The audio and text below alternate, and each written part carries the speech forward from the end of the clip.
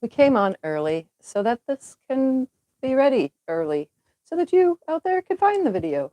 Unless you're watching the replay, which would be not right now. Well, technically, if you're watching a replay, you're watching it right now. So that makes no sense either. If it's not the 13th of October, then you're watching the replay. All right. Hello, everybody. I'm Tiffany. Welcome to my quilting life. It is Sunday. So Sunday, I sew on Sundays, and you sew on Sundays with me every Sunday. I know. So I came in early so that this could be found. So I just let it, do its thing for a second. La da da da da. Look at this beautiful project behind me. We're gonna finish that today. Hopefully, maybe. Hopefully, maybe. Cross our fingers and hope to finish. No, if it doesn't get finished, then I'll just finish off camera because I only like to try to spend 2 videos towards each whatever.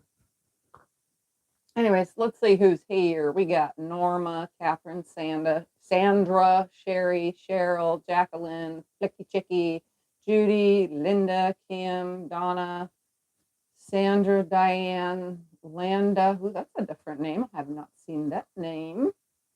Tracy, Barb, Dawn, the Crafty Panda. Hello, Mary. Let's see. Catherine, Betty, JB, McBev, Lydia, and oh wow, so many more. Don't mind me while I use my little heart thingy because I was cutting little tiny pieces before the live, and I swear my desk is now covered in little tiny piece thread dust. Ugh, squeaky. It's squeaky clean now. All right, throw that out of the way. So, started this last Sunday. This is just 1 jelly roll, 2 yards, which I still have plenty left over.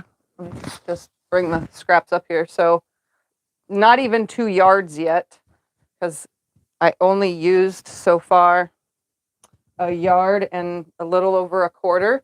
So I had 2 yards, and then I used a quarter yard for my red, which I actually only used 2 strips instead of 3 for my quarter yard, because I had cut 3 2.5-inch strips and I only needed 2, so I didn't even have to cut the third one. So I have a little tiny bit left over, and in my leftovers, I said this on breakfast. No, I opened mail and said it, I think, or something. There are, after making this, I was shy 3 or 4 pieces for the sashing, but I broke into what was left over of the jelly roll strips. I took these and I sewed a smaller matching piece onto it, and then you would never really know that there's 3 that are pieced in here because that's what I did. So you're shy that much, but that much can come out of what's left over of your cuts. So you'll have plenty for your sashing to use. You're just one jelly roll, and not even 2 yards, just 1.25 yards of fabric. And I still had some other cuts anyway, so technically I just used 1.25 yards. So we're going to put this together. I haven't done this in a while because it's a big quilt, but due to the fact that I'm struggling with my legs and the reaching, you guys already know I have an MS and I struggle with stuff. The reaching and up and down is going to drive me nuts. So what I have decided I'm going to do to piece this so that I don't have to keep getting up and down, is the only times I'll have to get up and down are the top ones, but anything that's lower, I should be able to stay seated. I'm going to web piece this whole thing together. So instead of standing there grabbing piece 1, the sashing, piece 2, the sashing, and so on and so forth, I'm going to try to web piece the whole thing. It's kind of hard to do on bigger quilts. Little tiny projects, web piecing works perfectly. This might get hooked on here, and it might get hooked on the chair, and it might get hooked on all sorts of things. But we're going to attempt it because I don't want to get up as much. Although sitting doesn't help either, but, I got to do something. So I'm going to go ahead and grab my first 2 pieces. Oh, no, it's fine. I'm going to grab my first 2 pieces, and I'm going to put them right here, right sides together. Oh, let me explain the block real quick. 5-inch square in center, 2.5 by 5 inch right here on both sides, and 2.5 by 9.5 inches right here on the top and bottom. The sashing is comprised of a 6.5 inch strip and a 3 inch by 2.5, so 6.5 by 2.5, and then a 3 inch by 2.5 inch to create the 9.5 inches. And then the cornerstones are 2.5 inch squares. Hopefully that made sense. If not, go back to last week's video, since this is part 2 of last week's video. So I'm just gonna lay this on here and start my sewing. Okay, good. I was just sewing other stuff yesterday, so I have to make sure that my stitch length is good. I always sew with a 2.0 stitch length, or at least thereabouts with my little dialing knob. It's kind of close. So I'm just going to keep grabbing the next pieces and sewing them through, rolling around as I do so. So then I'm going to grab the next 2, and this will keep everything in order, and I shouldn't get anything mixed up and mixed around. I also have no seams to nest because this is a 3 inch piece and not a 2.5 inch piece, so it's not going to have to nest with this. It actually goes beyond it, which is good, because I don't like having to nest up seams in a hurry.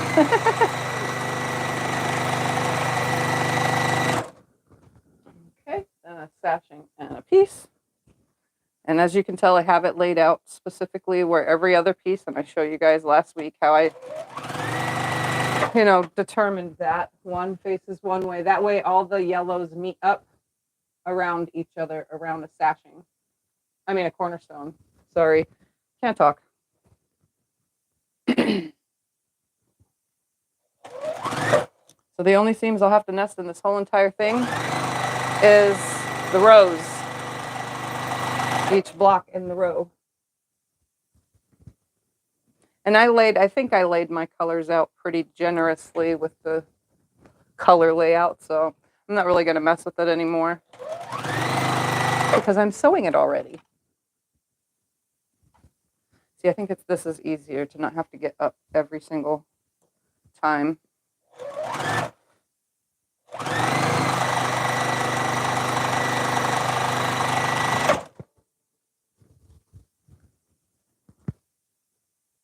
And then I'll finger press in between. Hopefully it doesn't, wear my finger out. I miss having my nails for that specific reason, finger pressing.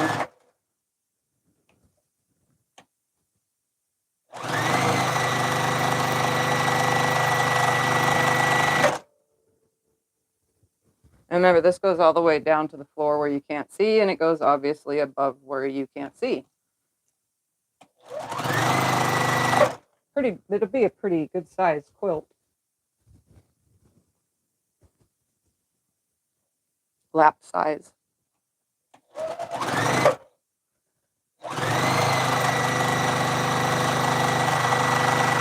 It's really cool the things you can do with just a little bit of fabric,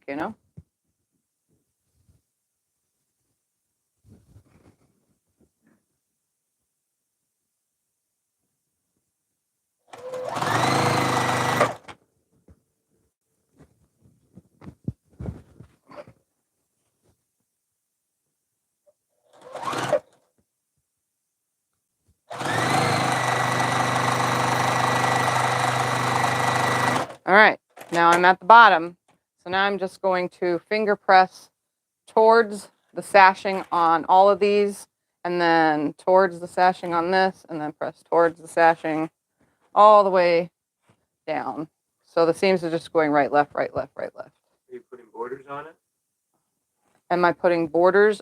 Whatever I have left fabric-wise, I can, yeah. I'm not going to go out specifically into my fabric room, my own personal quilt store, and choose anything extra for this. I'm just working with what I have. You guys know that I do my best to allot myself a specific amount of fabric towards the quilt, and then show you, when I do these random quilts, show you what you can make with just a small amount of fabric, which is this, a jelly roll. I just grabbed 2 yards, and then the 1/4 yard of the cornerstone fabric.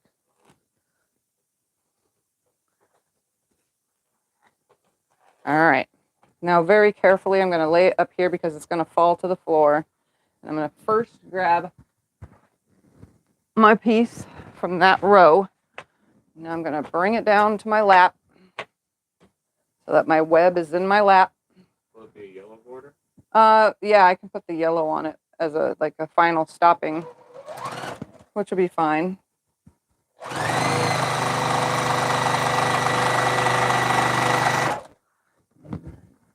That next piece.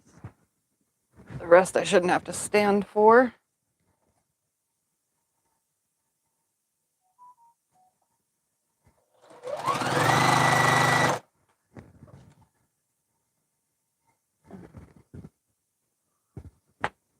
I'm just webbing it all together. Everything's still where it needs to be. Makes it so much easier.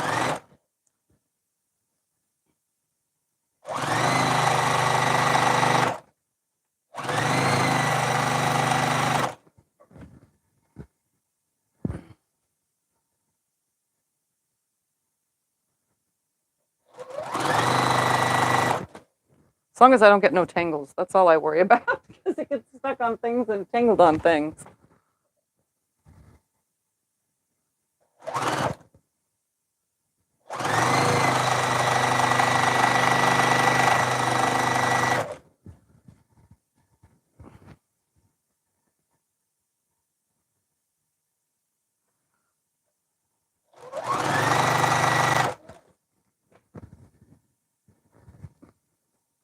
I definitely love having a design wall right behind me.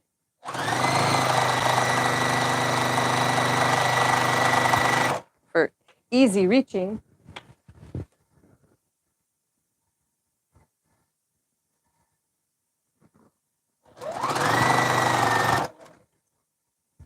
It does come in handy, huh? Yeah. It is going to be really soon that I'm going to have to change it out, though, because the batting is getting really, really dirty. So I'm going to have to use it in a dark quilt.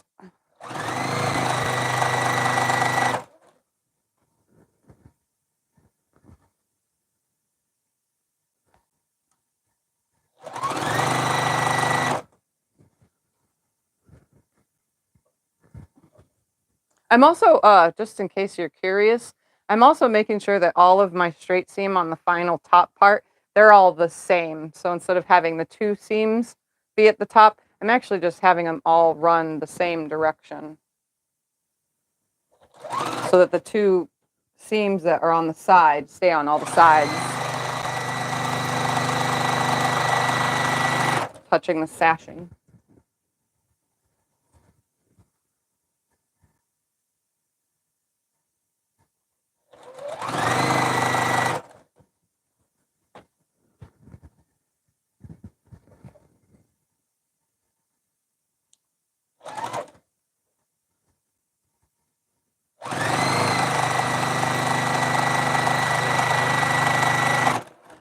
All right, you know what? Okay, yeah, I'll just finger press. Again, I'm finger pressing towards the sashing. So that means where the cornerstone is, it goes towards the sashing, not towards the cornerstone.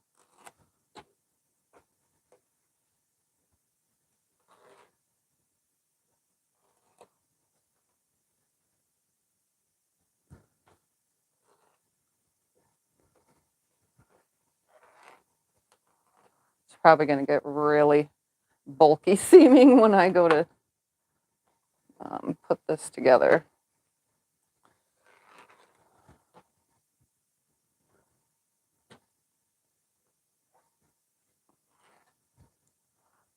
I got a lot webbed here already. I usually don't, like I said, I usually don't ever web piece anything this big. This is pretty big, but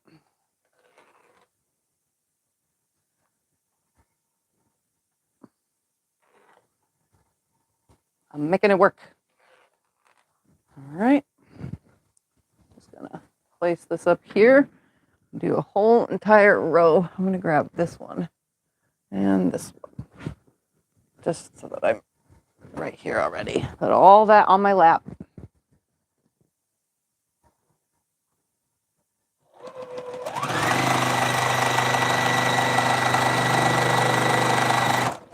wash the batting? No, it'll shrink if I wash it, and it'll get all funky with really big fuzzies on it if you just wash it on its own. And if I try to use like a lint roller, it's just going to get covered in fuzz. There's no sense in doing that either. I just use it in a scrap quilt or something. It can even be used for this quilt, honestly. The yellow is dark enough that I wouldn't really see the dark threads underneath it.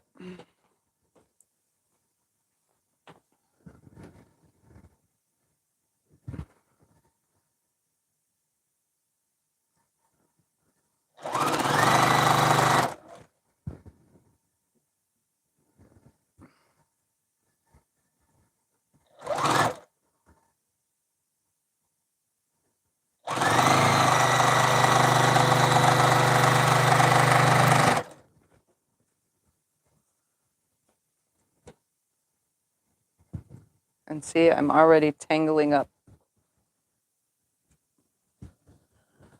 I knew it would happen. But I still chose to do it this way. The more I have the hooked here, the more it will not tangle as much.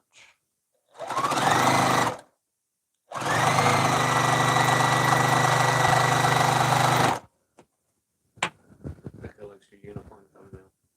Thank you. I love my unicorn too.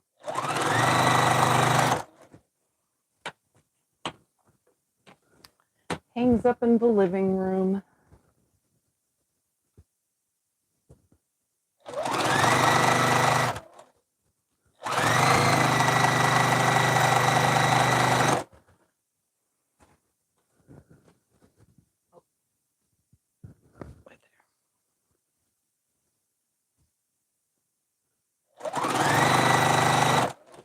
What do you do with your 5-inch scrap squares? My 5-inch scrap squares go into a 5-inch scrap square bin. I have one for solids and like 10 bins for prints. I probably have enough 5-inch squares pre-cut to make at least 6. That's, well, no, maybe more than that because I think there's thousands. Probably 20. I think there's enough to make 20 100 by 100 piece quilts. There's a lot of 5-inch squares in my room. But I grab them when I want to make something and get a general idea of how something is made. So I make a lot of, sample blocks for myself because most of them don't work out. It becomes just a scrappy pile of messy fabric. Are you going to make something with the 5-inch squares? Eventually.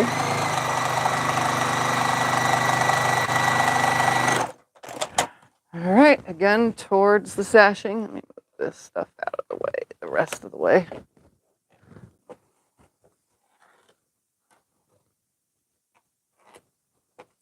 Hopefully this stops tangling now.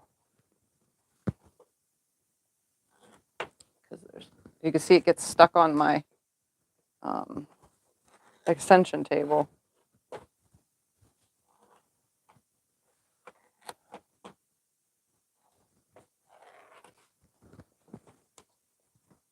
It's the only thing about web piecing such huge projects. My little ones get stuck too. But not like this.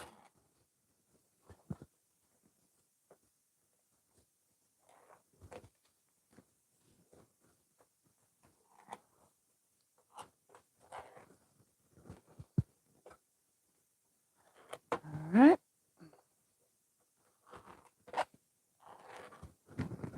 Very carefully, I'm going to grab the next top piece and then the next one after it. It's going to face that way. You love piecing the best? I like all parts of the quilting. I am equal to all parts of the likeage of quilting. Piecing is just one of the joys. Quilting it is another joy. binding it because it's done at that point is another great joy. I like the whole entire process.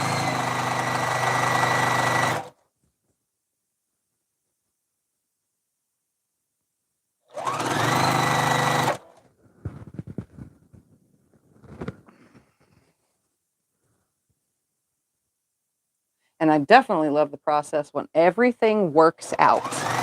Like this. This was one of those projects that you never know what was going to happen. And look, it worked out.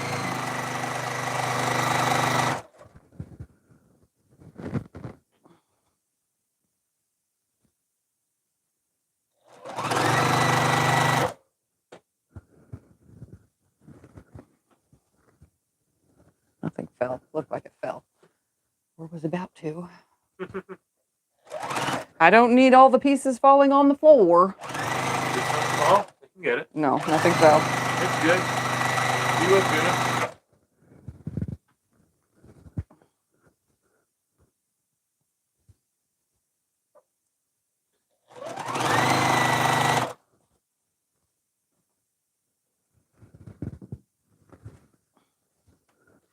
You know, it was really hard. This was on the wall all week while I filmed another project for you guys. It was really hard not to take all this down and have to relay it out for today because I was filming all week and I really wanted to hang that project on the wall, but that didn't happen. So hopefully you guys, when I finally edit the video, you guys will like that.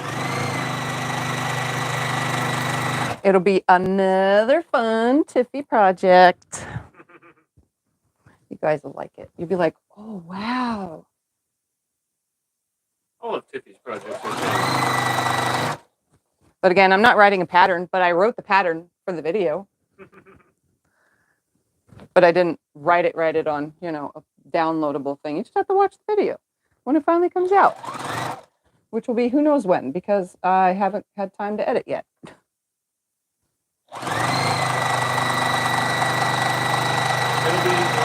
I literally just finished filming it yesterday, so one of these days I will edit it and get it on YouTube. You use Essentials thread? Yep, I am using Essentials by Connecting Threads. Yep, I love it. And it has so many colors to choose from. An abundance of color. Which is kind of funny because I used to go out to the long arm. Every time I'd bind a quilt, I'd go out to the long arm area and grab some glide thread that I used to quilt the quilt. But now I just grab a color that matches the quilting color that I used to quilt the quilt from out there, but with the Essentials thread for the binding. And it works out.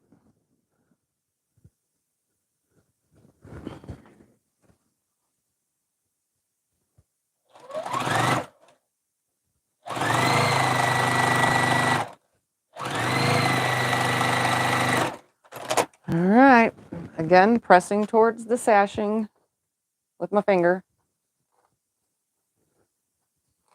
Does the Essential lint up that for you? The lint, what? Lint. The lint, thread no. lint for you? It lints, yes. It makes a big mess inside the bottom. The top isn't that bad running through the machine, but inside the bobbin area, whoo-wee, that's a disaster. And no matter how much you clean it, it's still a disaster. I could sew for like 20 minutes and I'd have to clean it every 20 minutes. So I don't even clean it as much as I used to. But that's okay, because guess what? My machine still sews and I take care of it myself. So if anything happens, I'll fix it. Nah, nothing will happen. It's just a big chunk of lint in there. If I stuck my finger in there and pulled it out, it would be a lot though. And that's just from sewing this week, filming a project.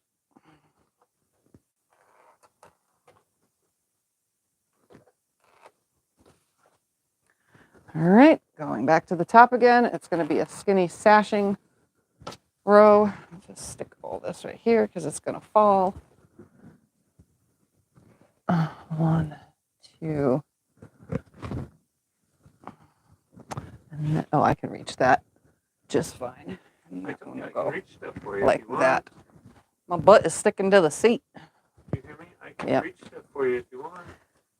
So this is getting very heavy with them being all connected like this. So it's kind of wanting to like all fall. So most of it's on my lap, by the way, which you can't see the big disaster on my lap causing me to sweat my butt off.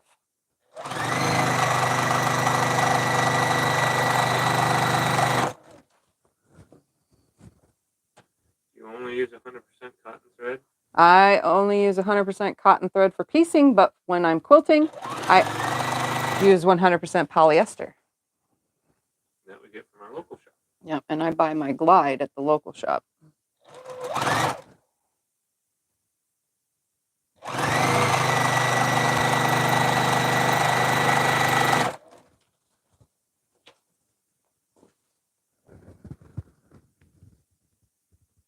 Oh, that was really stuck to the wall. That's funny. You're gonna be static clean and shock. It's gonna shock you. Nah, I don't think it'll have any static cling.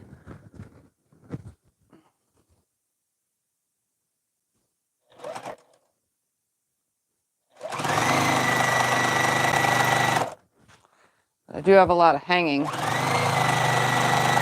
so I actually have to hold all this really nicely.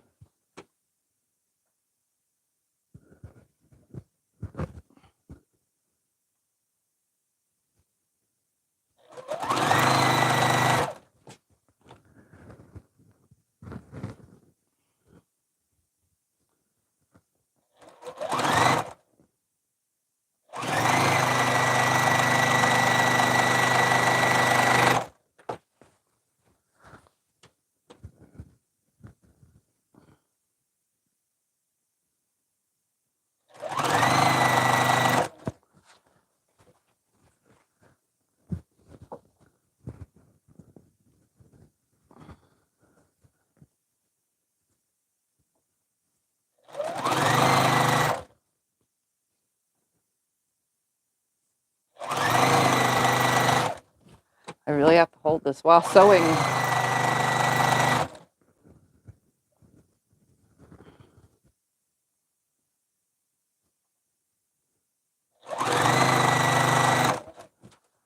Keep it all nice and straight.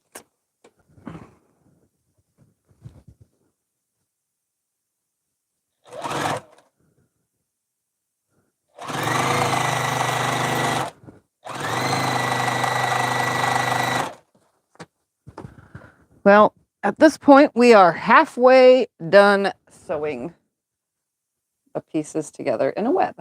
It's only been 20 minutes. And it's only been 20 minutes. What? Maybe this method saves time. Well,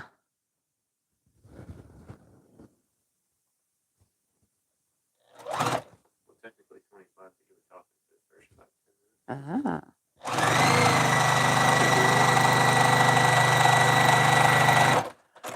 All right.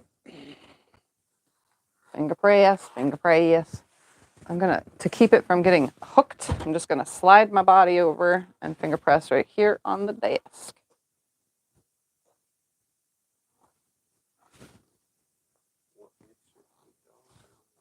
What?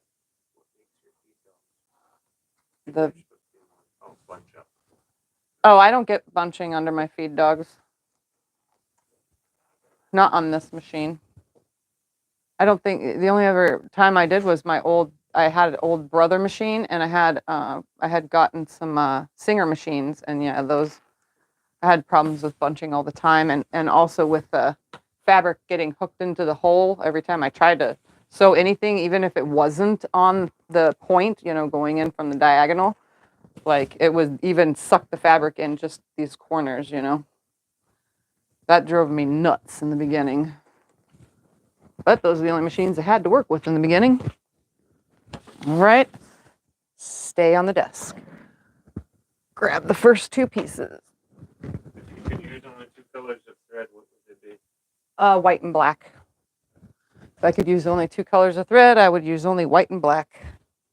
Oh, you're pretty much do use. It's all I pretty much do use. Yeah, I use white, and right now I'm using cream in the bobbin and white on top. But I always have two colors going, just because I'm using it up, you know. But it's just for piecing.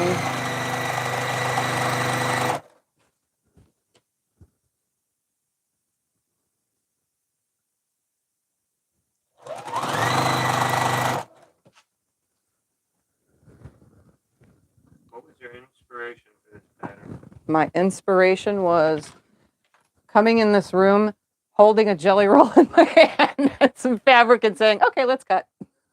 I don't have any inspiration for it. I just do. I just say, oh, this is easy for beginners to follow. Let's make this.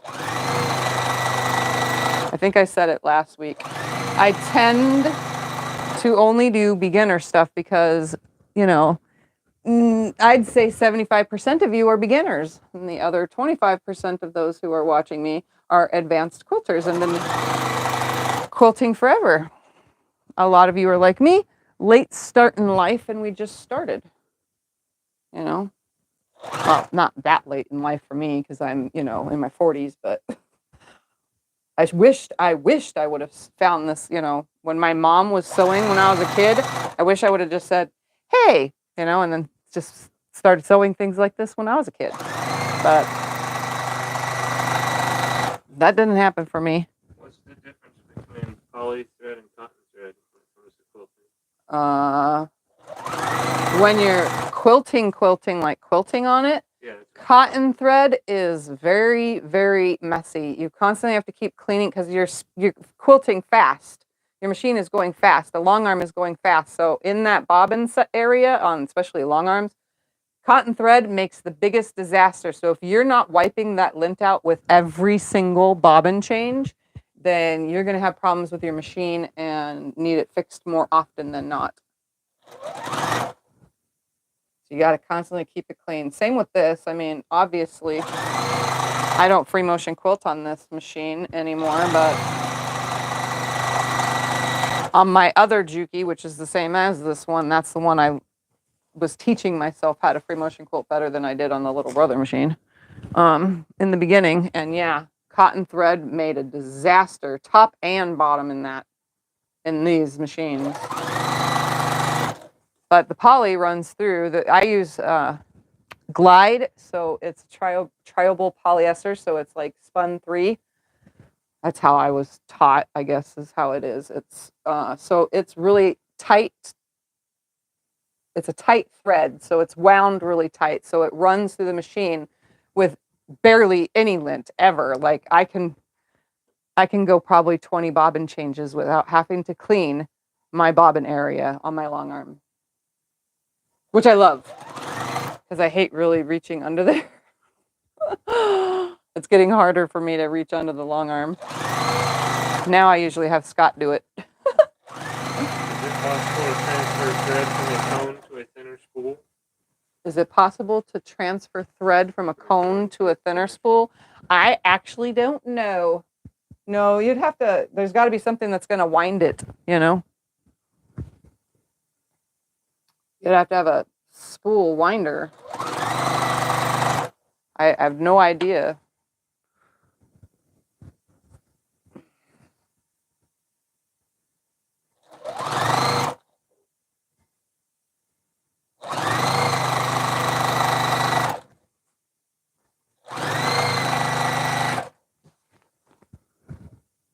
Ooh, come on. Ugh.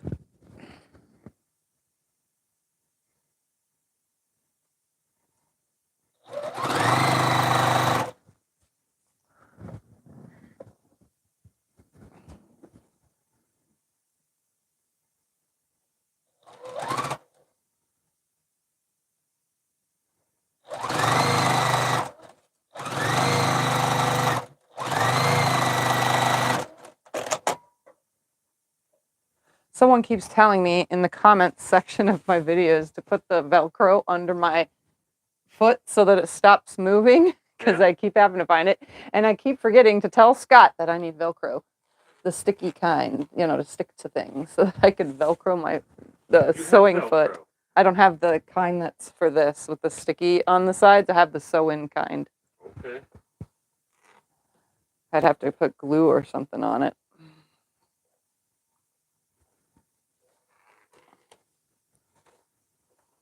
I might have some out in the garage, actually. I have a bunch of sewing stuff out in the garage too, and fabric and whatever else. It's not everyday use fabric though. The stuff that's in the garage is mainly all the muslin fabrics and all the woven fabrics. And that's it. Wovens and muslin.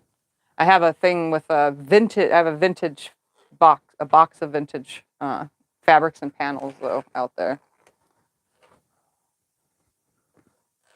I don't really collect much vintage anymore though. I used to. Not anymore. Only because I have too much fabric. All right. Let's see if that stays. Oh, look at that. Oh. I'll grab this. I'll grab this. So it's going to go that, this. The rest I'm pretty sure I can just roll over too. All right. Put the whole thing on my lap. Start from the top again.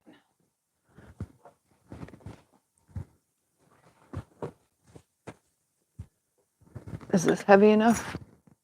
Stay. What if you put the rubbery shelf liners underneath your foot pedal? I have a rubbery silicone mat underneath my foot pedal, and it still slides.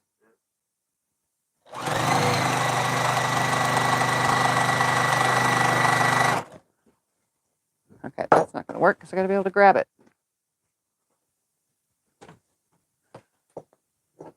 There.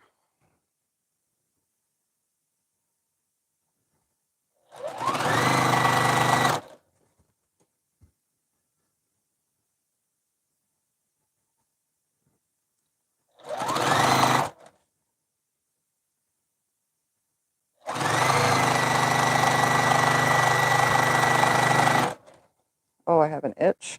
Oh, I have an itch. Sorry if that wiggled the microphone against my skin, against my shirt.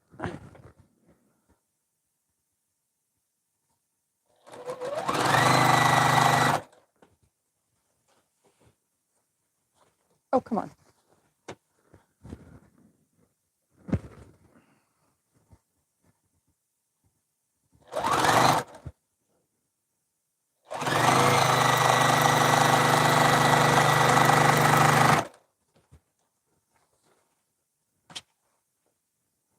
Now it's holding itself.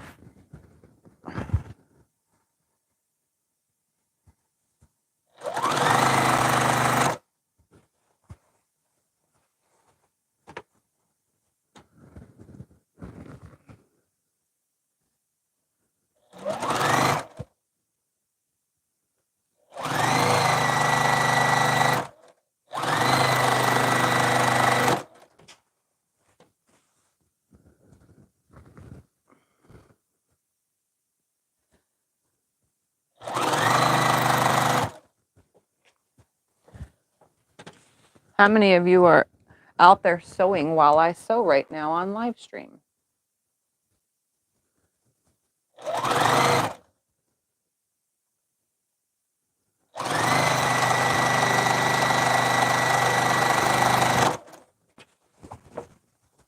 It's starting to sound like I'm going to need bobbin soon.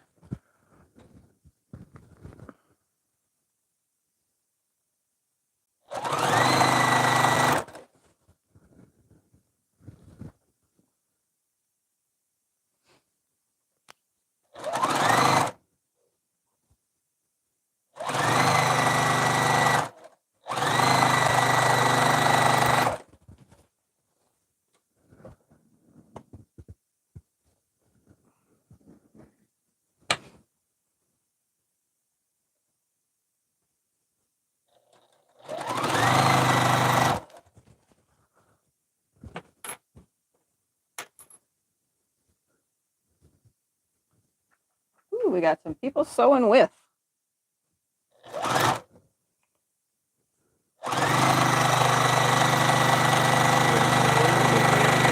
Knitting, you got it all. Sewing and hand sewing. Look at that. Knitting. Knitting.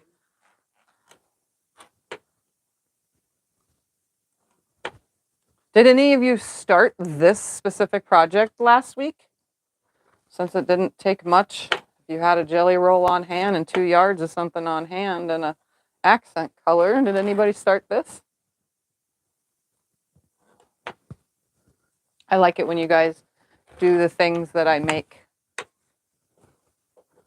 And trust me, I see it in the group. I just don't chat much anymore in the group because I've been, you know, distracted. Then I get caught up watching videos on Facebook. I don't stay in very long, but I do see posts. All right, let me grab stay. That one's going to go that way, and then we'll grab this to go below it. Okay. Back onto my lap. The rest hopefully stays on the table. It won't. But now it will. All right.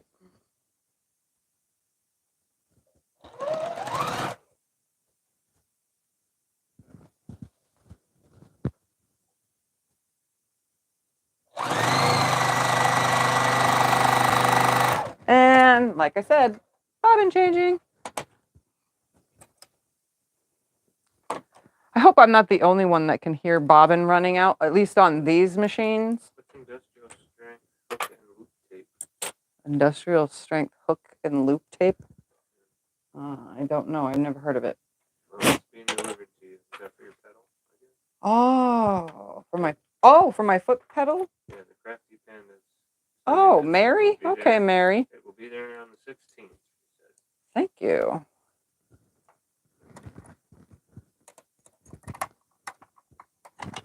Thank you. Thank you. Thank you. I guess it's for your pedal. I don't know. All right. Let's backtrack about an inch. There we go.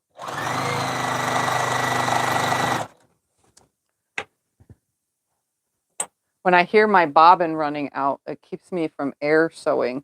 Now on my other machine, on the Juki, what is that called again? HZL F600. Obviously that has plastic bobbin and a plastic casing thing, and I cannot hear it. So if my blocks or fabric is covering the hole where the bobbin is, you know, the see-through window, I would never know when that's running out. This, it's metal bobbin in a metal case, and it starts making this strange clinking sound. It's not loud. It's not 100% noticeable by everyone. It's only someone who sits at a sewing machine. Well, Scott knows it now too, because he's heard it so many times, but from me saying it sounds like it's running out. So he's, you know, settled on that sound and knows what it is. But I think with this machine, it's really easy to tell when the bobbin is low. Some machines, though, have a bobbin, the newer computerized machines have a bobbin, low bobbin indicator. I saw that when I was playing at QuiltCon with all the different machines that they sell. I was like, wow, that's awesome. My HZL one, the other Juki, that doesn't even have a low bobbin indicator. And it's got fancy stuff on it. But it's not that kind of fancy, I guess.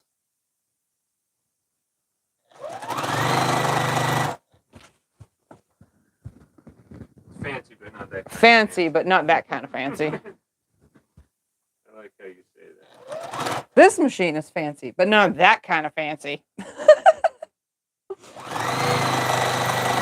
Although I do love using a non-computerized machine.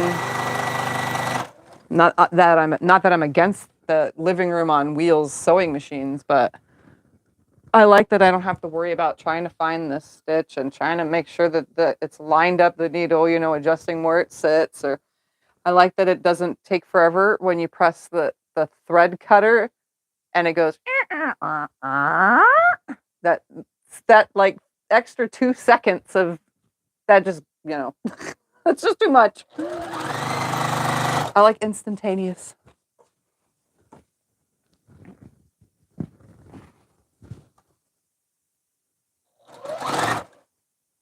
Oh, and then I've also the when you lift the presser, or when you stop sewing, the presser foot automatically lifts itself and then it puts itself back down each time.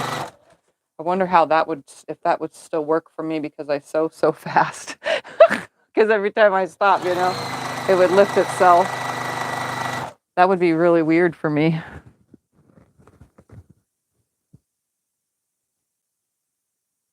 I don't think I can ever shy away from the Juki ever again. I think I'm stuck with it forever.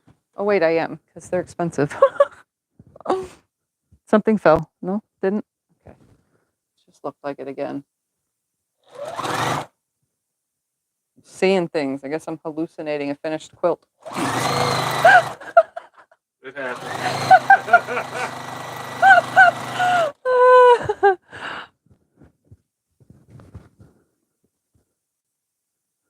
When you use the thread cutter, does it leave a long thread on the back side?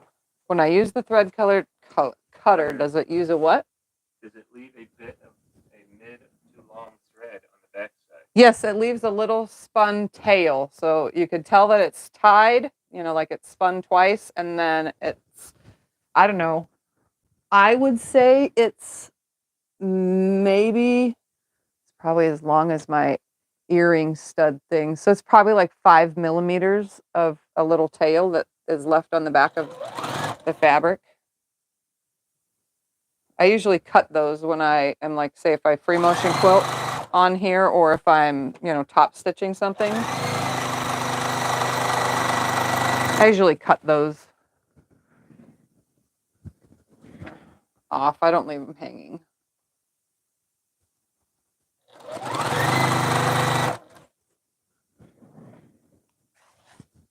All right, 2 more rows to do, which one of them is sashing.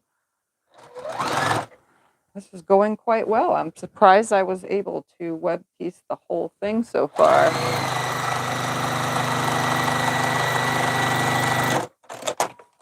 Yeah, it leaves, that's more than, so I cut the thread right now. We're going to see right now how long the tail is. 3/4 of an inch is how long the thread tail is.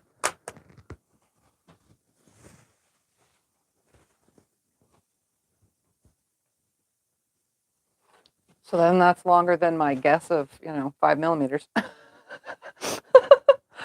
I'm not good with that. The guessing of size, I guess.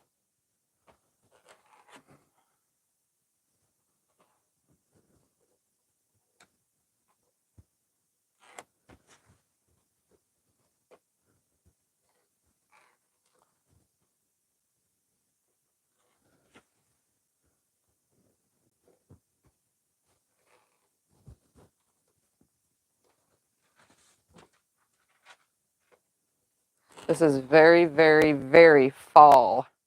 Fall quilt. It's all about those fall colors and words, because there's words on here that say happy fall. It says happy fall, y'all. That's what it literally says on the fabric. That's funny. Happy fall, y'all. Yeah, it says happy fall, y'all. I see. I read it before. I read it last week. That's funny. All right, I'm going to place that up there. I'm going to grab a few pieces. Okay, that goes first, and that second. And that one will go third. And we'll grab that one for fourth, and the rest we can roll. Ugh.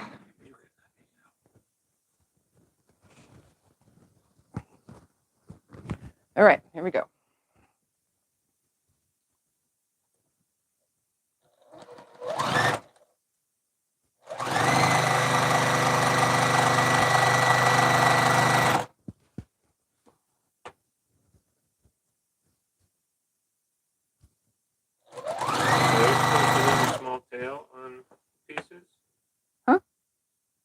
it's supposed to leave a small tail. Well, that way it keeps it from coming unthreaded while you're sewing your next piece on.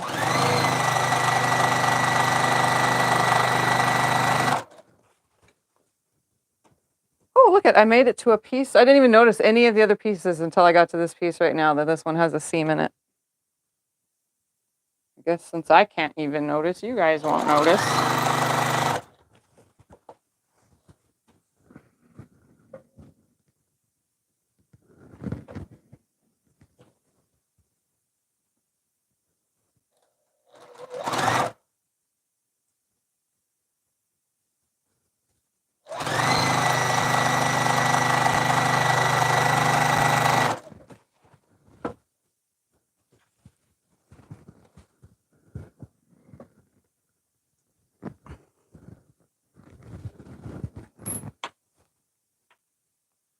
It's getting hot with this thing on my lap. Let's just take it off my lap. Let it dangle.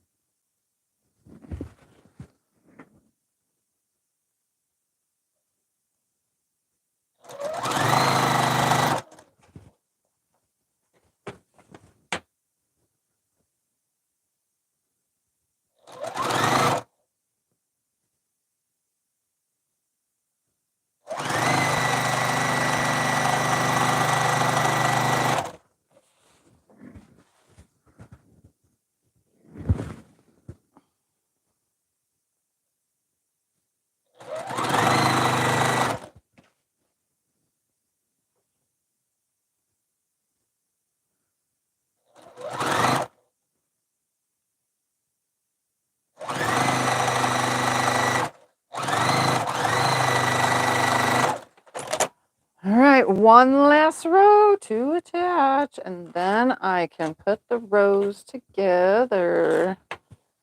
Yay.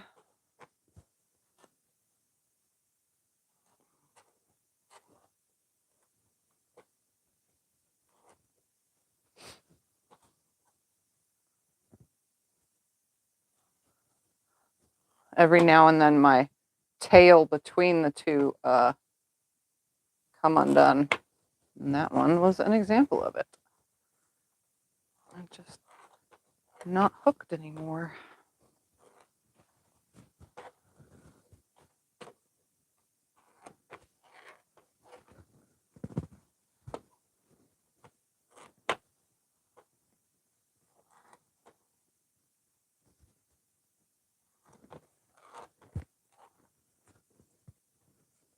All right.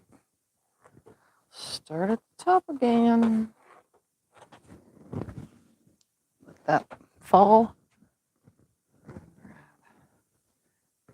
That's next. And that's next. Ditto. All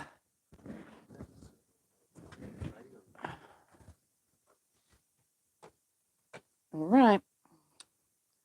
Line it up and sew it on. Whatever happened to my weights? I had blue weights, remember? And I used to use it for the rulers.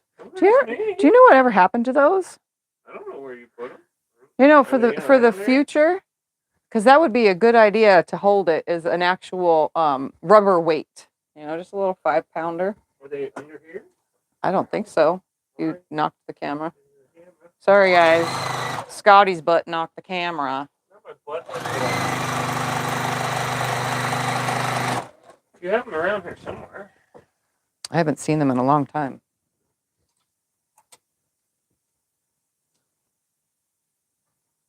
Probably buried in the closet or something.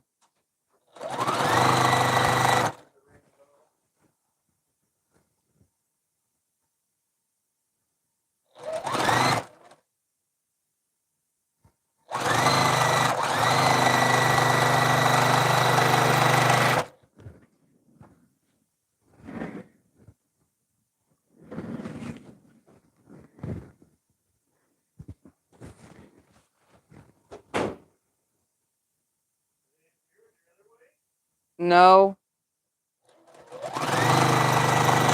Don't worry about it right now, because I'm not going to need it in a minute anyway. He's off hunting my weights down. Because I did have some blue weights. If you guys have been watching my videos a long time, I used to use 2 blue 5-pound weights to hold things, rulers. Where they disappeared to when we redid the whole room and removed everything out of it, I don't know. I feel like I haven't seen them in years.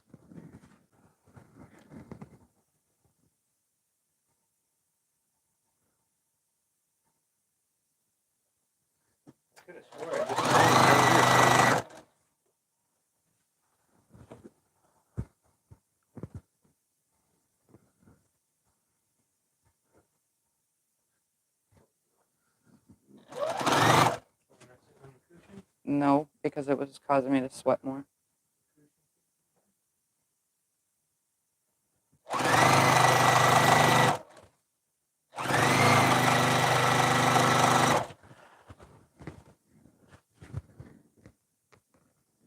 Oop, my design wall decided to come out from the corner. What's the size of this desk? Do you remember? My desk is 36 inches wide by 72 inches long by like 30 inches tall or something like that, or 28 or 27 inches tall. It's not very tall. It's a big desk though. Literally in the middle of the room. Well, it's more towards the side where you're watching me from than it is the other way. But either way, it takes up a lot of space. It's a giant desk. And it's perfect because I can do everything on it. And when I have friends over, they can sew sitting on the other side because it's not like a walled end. It comes in. So both sides of the desk come in to like a center beam thing. So friends can come sew with me and there's plenty of room. Oh.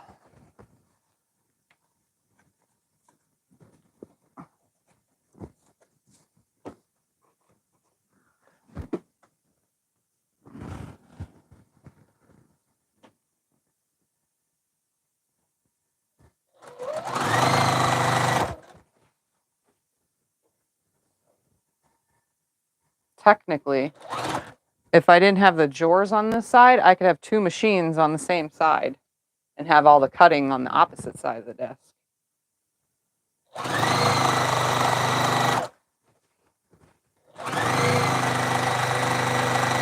All right, 2 more pieces for my giant web.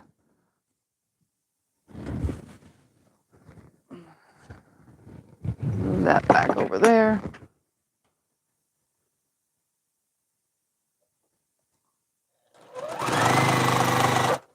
And then I shall finger press and then we'll web it all together. I mean, it's all webbed together. Sew it all together, the rest of the web.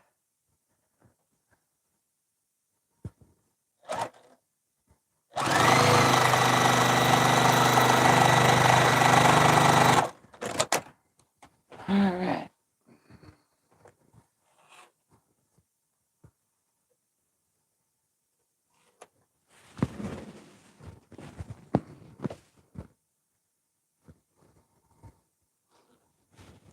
So in a second, when I finish doing all this, I will show those that have never seen what this looks like before, why this is a highly easy way to keep everything together without messing anything up or turning anything around.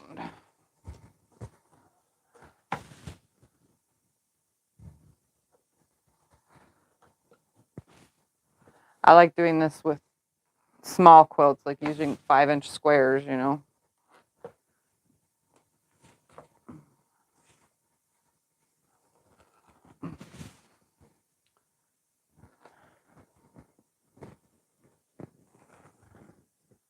All right, those of you that are new to quilting and don't know, my whole entire quilt now is held together.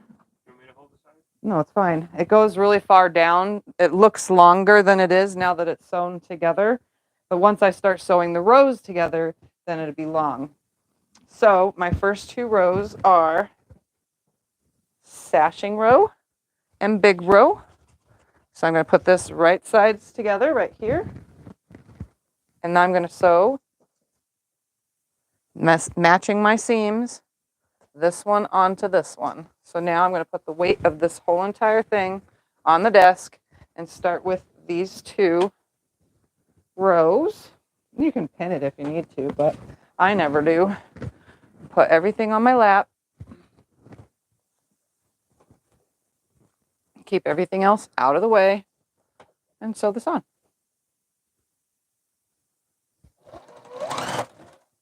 I'm just going to nest my sashing cornerstone seams.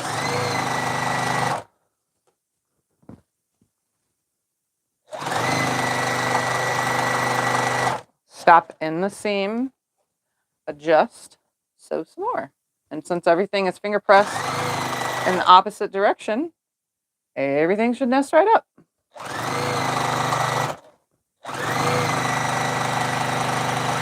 Stop in the seam, adjust.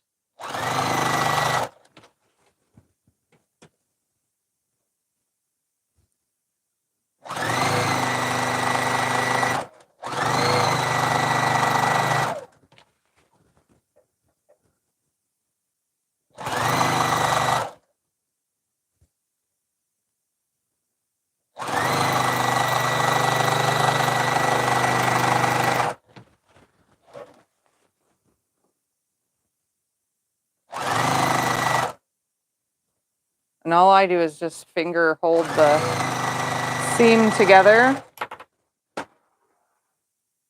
Nice one. Just a bobbin because I shake. The machine shakes. You need me to get it? Nope. I don't know why I didn't finish those bobbins off. I didn't even think about it just now. Just now I thought about, oh wait, I'm supposed to finish those bobbins off. All right, to the end of the first segment.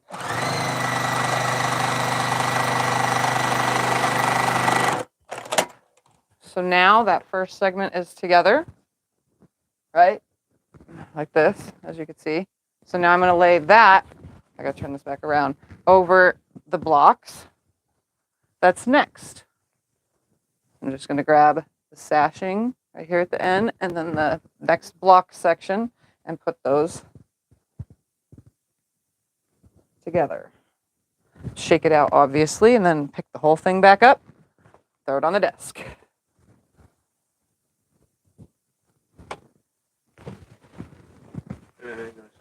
And it's not going to stay. As long as I keep moving things around, it doesn't like to stay. And I try to make sure that I'm not grabbing any other pieces underneath, because sometimes it folds under, you know, like this piece, because it's not connected to anything.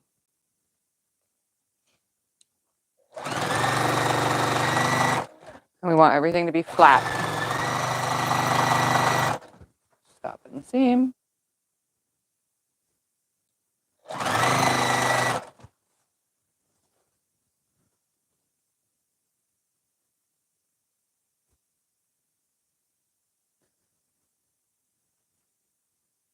Oops. Grabbing that piece. Wrong piece to grab. There we go.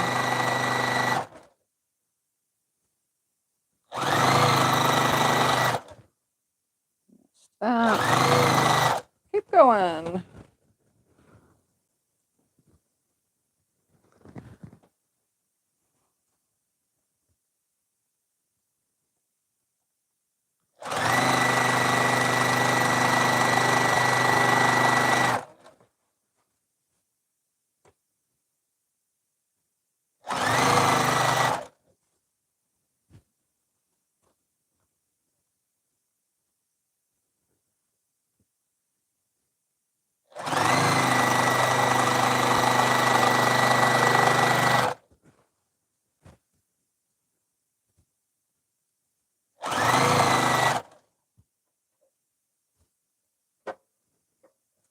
literally have to grab this darn pedal like every 2 seconds.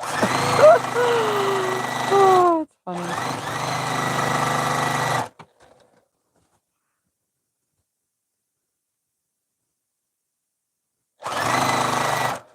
All right, now to the end. And I could press this as I go, but I'm just going to press it all at once at the iron. So now I'm just folding that next piece over.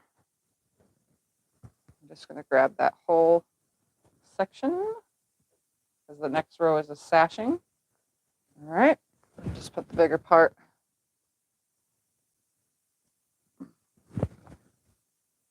Go, line it up.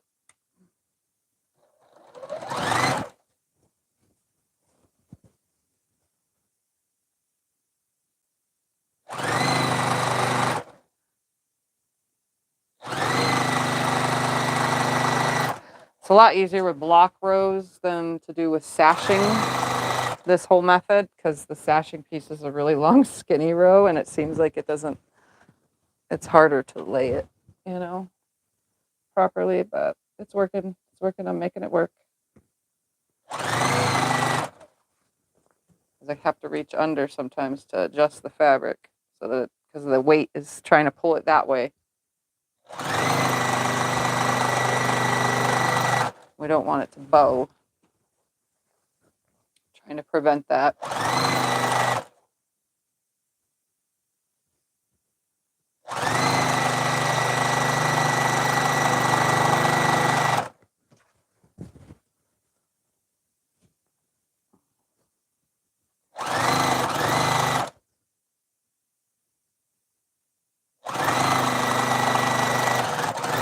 Oop, I got hooked.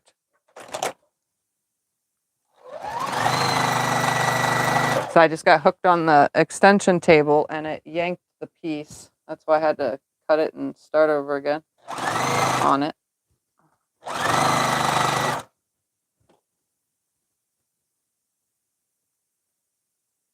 Trying not to have it out of whack.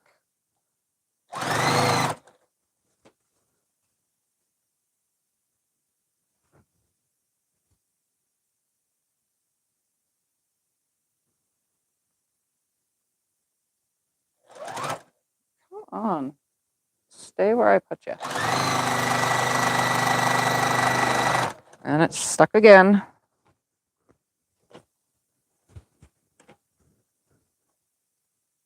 This is probably more fiddly than it was worth. I just wanted to get it done.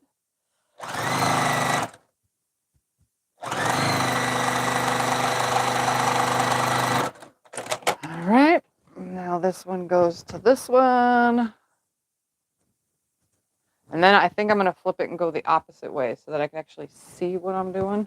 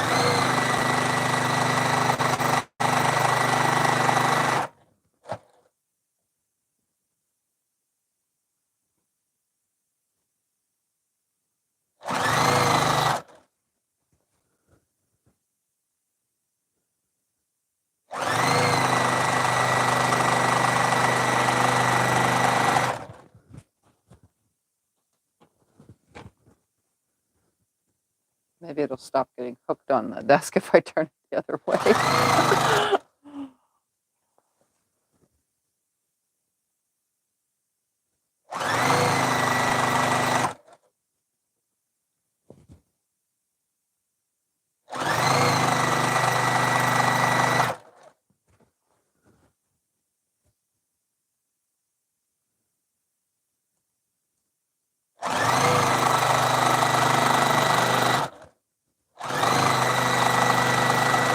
it's hooked again.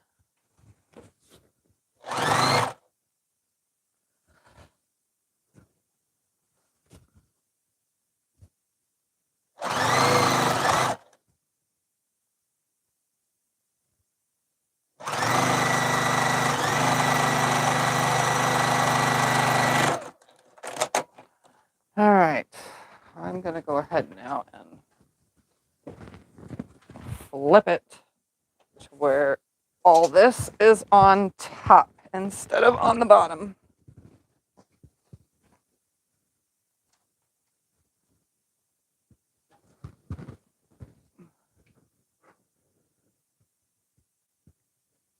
Ouch.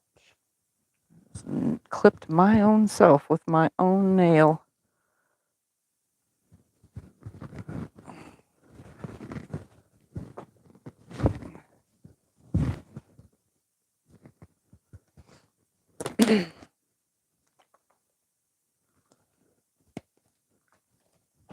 Any questions or anything?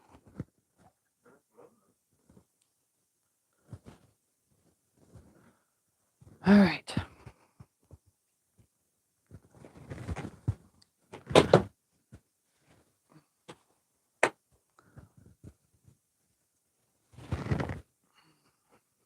Okay, that's not going to work.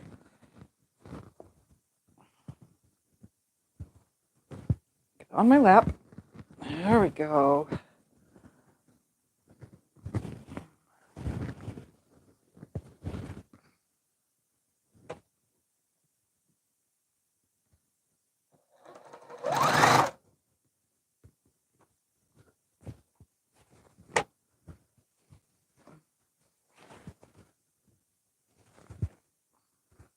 Okay, I really got to hold everything.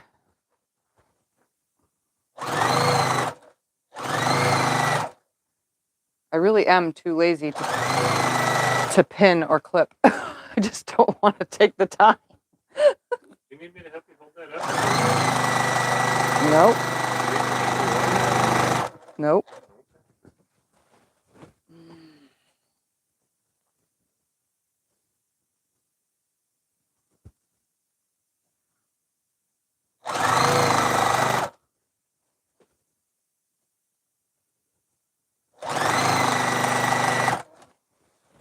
You made any Halloween themed quilts yet? No Halloween theme stuff. Nope.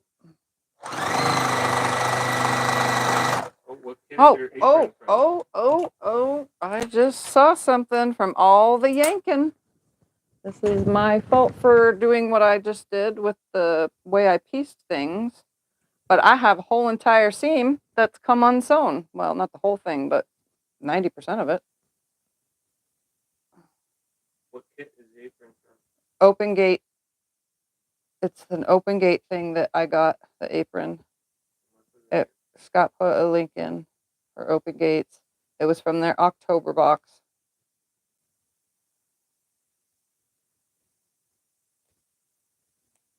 All right, so you can see this whole seam came halfway undone. So I need to re-sew that very hardly like. Get out of my way. Stay out of my way. There we go. Lay it flat as I can because most of it's already sewn.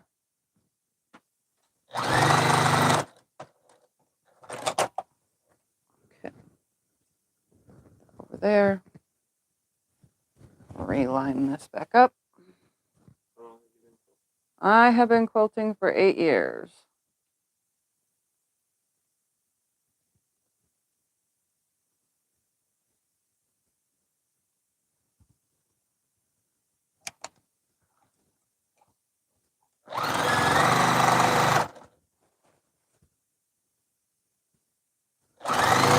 So yanking and tugging, if you aren't a back stitcher, might be 1 or 2 seams might come undone with all this web piecing like this. It was probably that piece right there was probably the piece that got hooked on the table the hardest because I sewed and it was yanking really bad.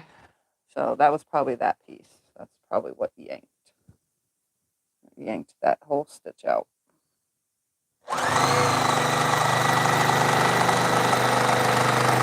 This method is not for everybody.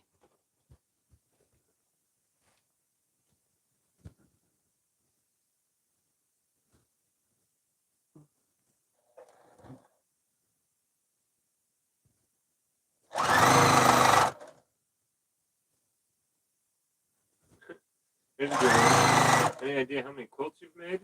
In a year? No, in 8 years. In 8 years, I am pretty much at 1,000 now. I say it's hundreds upon hundreds. I'm at 1,000 now. And that, like I said in previous videos, my quilts include not pot holders. I don't count those. But all of my mini quilts, all of my table runners and their counterparts that go with them, like placemats and stuff, that's all one right there. That would be one. All of my mini quilts, all of my big quilts, all of my donation quilts, because I also make quilts on the side to donate. Like, what else does that count? Yeah, it's just anything that I can hang on the walls. You can hang on the walls, things that I auction off, things that I sell. Hundreds and hundreds of my quilts are out there in this world, not just in America, in the world. Yeah, we got one that went to Sweden. I got one that just recently went to Sweden, you know. How many quilts have you quilted for clients? For clients, I could not tell you. Let's just say I have like clients that keep coming back. I probably have like 25 repeat clients, and then I have the random, ones that have only come to me once, and then I have my locals. And then, every now and then a local tells a new local, and I get a new local as a client. All right, I'm going to lift it to the next. What's the center block measurement and the sashing around it? It's a 5-inch square with a 2.5 by 5-inch piece on 2 sides, and then a 2.5 by 9-inch piece on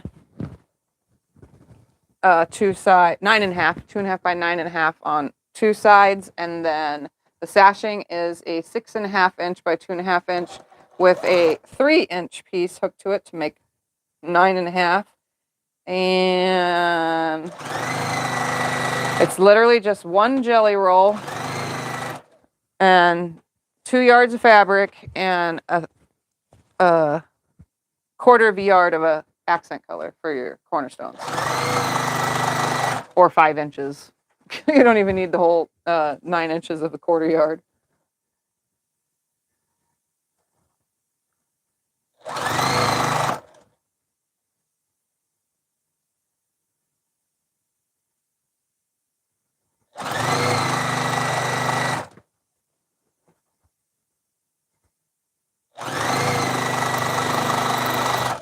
So if you watched last week's video, then you will see how I did this. It's really, really, really, really easy. This is 100% beginner friendly, and you don't have to piece it like I'm doing right here. You can literally just piece all one row and then your whole sashing row, attach it, and then piece the next row. I just am trying to keep myself from standing up too much because my legs cannot handle it. I'm at that stage now where I try to tell Scott, it's either Jell-O or pudding. When Jell-O's kind of wobbly, so my legs feel like Jell-O with the wobbliness, but they're also like pudding, because pudding, when it's left in the bowl, in the top of the bowl, it starts to dry out and harden. That's also what's happening. So the insides are Jell-O-y shaky, and the outside of my legs feel like they're dry and hardened, like they're stiff, It's a strange sensation. Nerves can do a lot to the legs.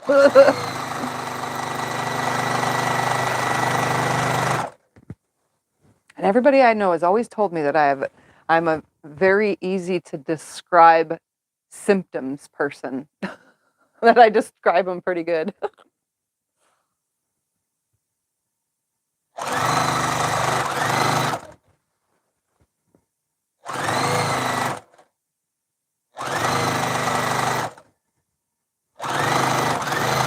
Just like somebody asked me a long time ago, can you describe what it's like having MS? And I was like, yeah, has your foot ever fallen asleep and you went to walk on it right after, and that sharp shooting pain? Well, imagine that at your whole body. That's MS. What treatments have helped? What treatments have helped for my legs? When I was on Copaxone, that was one of the better MS treatments that I was on. I didn't do good with infusions. I don't know why my body just doesn't react good to them. And I've had lots of other medicines, like stuff that's, you know, for the side effects of MS. And some of those have not worked, but muscle relaxers tend to help a little bit. If I relax the muscle, then I relax the nerve response to the muscle, so. But I don't use any pain meds or anything like that.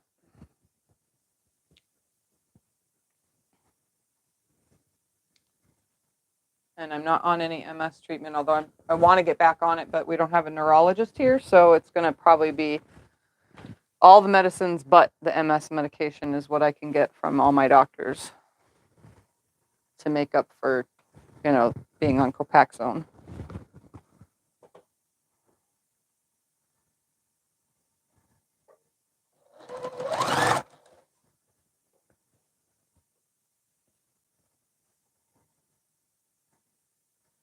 The only reason why it went off is because during the whole COVID thing, I had valley fever and I was on valley fever medications, which is like, it's like chemo, and it made me super sick. And if I would have been taking my MS meds at the same time, it would have killed me. So I had to stop per doctor's recommendation, and I couldn't even go to the doctors because the whole COVID thing. So they were treating me at home. So I had to go off of everything because I couldn't see a neurologist or anything at the time, which sucked.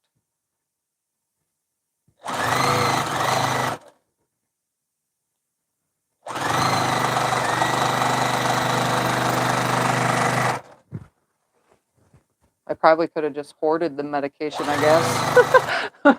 You know, but I would have still lost the neurologist either way because I don't have one anymore. I had her then, but not now.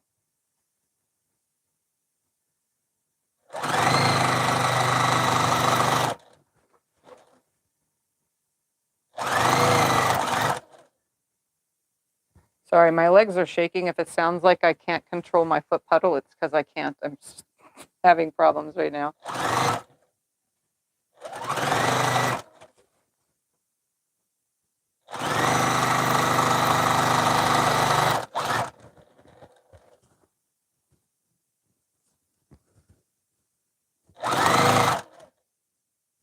So we're almost done with this.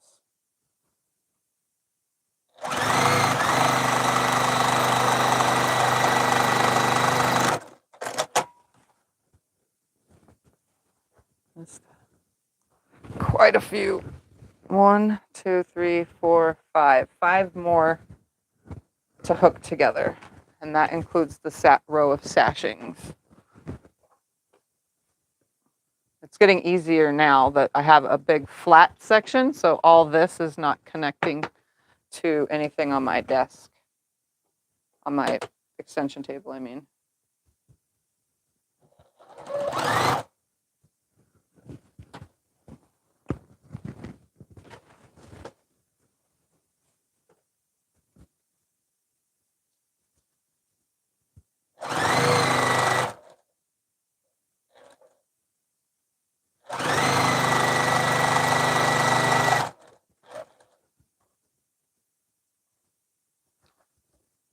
Oh, come on. Nest together.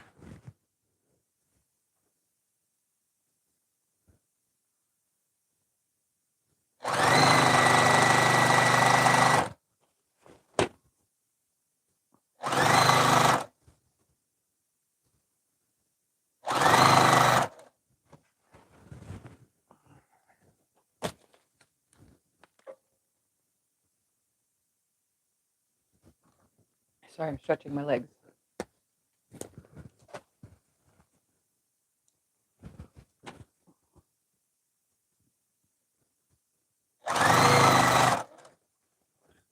Person in Alaska never heard of valley fever. Tell them around here it's big. Yeah, around here, valley fever is prevalent. It's in the ground. It's It's a moldy fungus that grows in the dirt, and when it rains or in the summer or winter, any time of the year, honestly, when the wind blows, it brings that up from the soil or dirt, because we live in Dirtville. It brings it up from the dirt, and then the wind can actually carry it up to 200 miles. So if you live in southwestern Texas, although I've heard it being in other parts of Texas, lower parts of New Mexico and or California, Arizona, and some parts of Nevada, then you could get valley fever. And it's not like a cold, it's not like the flu, it's 10 times worse. My neighbor had it, and she was in a coma for 6 months.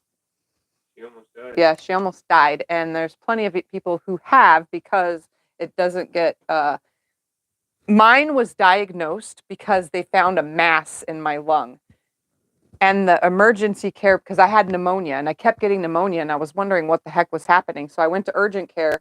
They took an x-ray of my chest. Oh, yeah, you have pneumonia. 3 days later, someone calls and says, you need to go to your doctor immediately. We found a mass in your lung, blah, blah, blah, blah, blah. Please come get the x-rays as soon as you can and take them to your doctor so they can treat you further. Like a way to scare the hell out of somebody by telling them, oh, we found a big mass. So, obviously, what I was thinking and Scott was thinking. I'm a smoker, so I'm thinking I've got lung cancer. Oh, my goodness, Way to scare somebody, that's for sure. So I go to the doctors. They said, well, you got a mass. Well, they don't know what to do with it until it's biopsied. Once it's biopsied, then they find it. So I had to have a giant needle this big go in and out of my chest a bazillion times. Actually, it was in my back, not my chest, because they couldn't go in my chest, but they went through my back and went in a few times to grab samples of this giant mass that kept growing. It's smaller now, but it's still there for life. It's walled itself off. What did the doctor call it? He called it some kind of whatever. So now, if it ever was to break or anything, then it could also develop cancer now, after the fact. But yeah, it's something that you would never know. You can get it in a cut. Like if you have a cut on your skin and you're outside in the wind in the valley fever prevalent areas, it can actually attach itself to the cut and cause, what is it when your skin turns black and you have to get it chopped off? Just tell them that it was such a big ordeal in World War II. They had to shut down a bunch of bases around here. Patton had a bunch of bases around here, and they literally had to close them down because of valley fever, because all the troops were getting too sick. If you guys didn't hear him, he said a lot of the bases in the area for military bases had to be shut down during World War II because people were getting so sick they had to shut the bases down. Yeah, it's a big deal. People don't. It's not like as many people that get the flu every year get valley fever. It's nothing like that, but a lot of people get it. I'm in a support group for people with valley fever, and there's like 30,000 people in the group. I mean, it's a big ordeal. And if you guys were watching my videos, if anybody has seen my videos between the end of 2019, the end of 2019, it started to look like something was wrong with me. And all the way through 2021, I sucked up and my shoulders all sucked up, and I was so much skinnier. Trust me, I was under 100 pounds, super skinny. I was 30 pounds lighter than I currently am now. I looked like Skeletor, and it was not good. And I could barely move during my videos. And I've seen my old videos because Scott plays them. The pills that you had to take for it had the same side effects as chemo. Yeah, the pills have the same side effects as chemo for it. And my hair fell out like crazy, so I had to chop all my hair off and make it short. During videos, because Scott plays some of my old videos, you can see me, because I couldn't breathe. It felt like my lung was collapsed, like I had no breathing. At one point, they wanted to take, a quarter of my lung, because your left side of your left lung has 3, and your right side has 2 lobes. So they were going to take the lower lobe of my left lung. But then the doctor said, you're too young. Let's do what we can to keep you with your, whole entire lung. So it was bad. It was a really bad thing. I do not wish valley fever even on my enemies, because it can kill you. And I have it for life now. And at any time in my life, I can have a reoccurrence.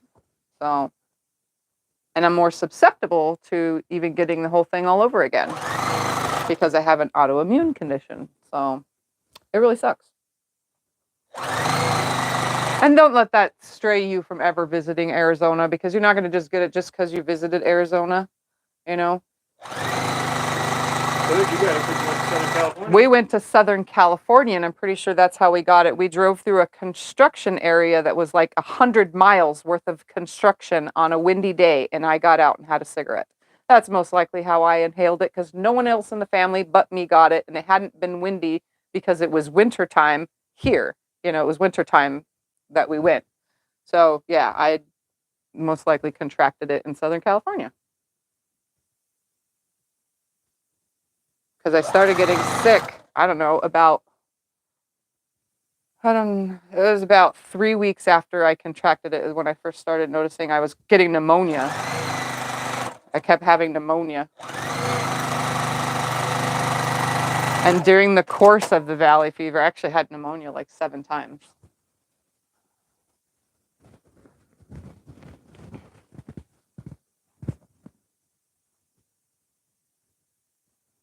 And now every time I have any kind of breathing problems, I always freak out that I got pneumonia again. I'm like, oh, I need to go to the doctor, Scott. I need an x-ray of my chest. They still x-ray me, though. He keeps an eye on me. At first it was every couple months, and then it became every year, and now it's every 2 years that the doctor re-CTs my lungs to measure and stuff to make sure that I'm good. Yep, that's because your mass has gotten really small. Yep. And it's enclosed itself. Yep, my mass has gotten small and enclosed itself. It was like more, it was almost 2 inches, and now it's under an inch, if that makes any sense. Because it's 1.8 something centimeters. The doctor's really happy with Yeah, the doctor's really, really happy with how good I'm doing since I had contracted it. And it's not contagious either, so you're not going to pass it if you ended up getting something like it. You don't pass it to your family. It's not a disease like that. It's something that you get, like I said, you can get it on your skin, on an open wound if that dirt hits you. That's right. Though people thought it was contagious. It was funny. Yeah. The nurse in the doctor's office. Yeah, the nurses at my doctor's offices would freak out. The doctor even had to yell at the nurse because she was going crazy. The nurse got freaked out during COVID because I didn't wear a mask. You guys know I didn't wear a mask because I had a breathing condition and I couldn't breathe, so I needed to just be normal. Anyways, the nurse comes in and she freaks out because I don't have a mask on. And she's like, oh my God, I'm going to get this, whatever this is, VF. I don't know what VF is. I'm going to get it. And the doctor comes in and says, no, this is not a contagious disease. You don't have to worry about it.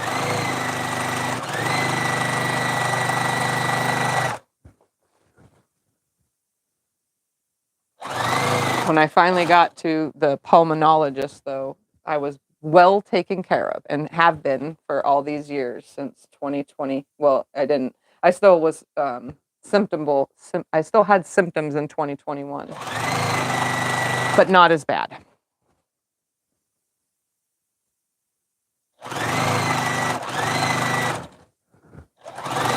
Struggling to hold the foot pedal down, and I only have a few more rows left. I'm gonna switch feet.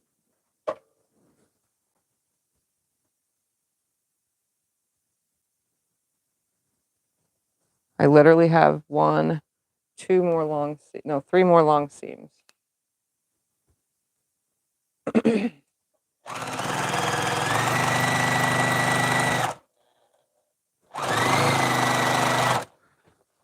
sewing with my left foot now. Did you know I can drive with my left foot too? So if I was to lose my right foot for any reason whatsoever, I can do everything with just my left foot.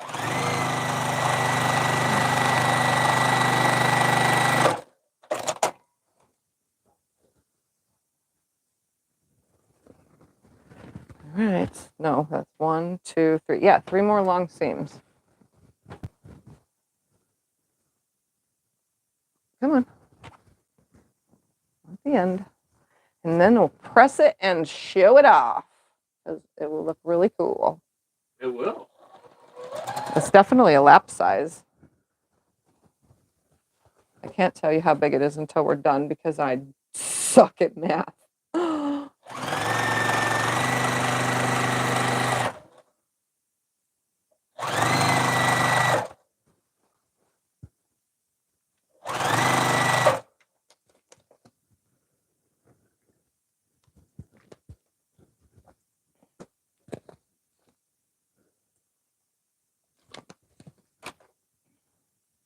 When you get a chance, can I have a cold water? Please and thank you. I didn't need it until just now when all the talking caused my throat to get super dry. Is this a new creative pattern? Yep, this is me just being creative, yes. Like I said, it's probably been done before, but not by me. Well, I've done it before, but not by me on video. And actually, I didn't use the rest of my jelly roll as sashing either, and I didn't add those pieces. So technically, yeah, the whole entire thing is new. It's a new idea.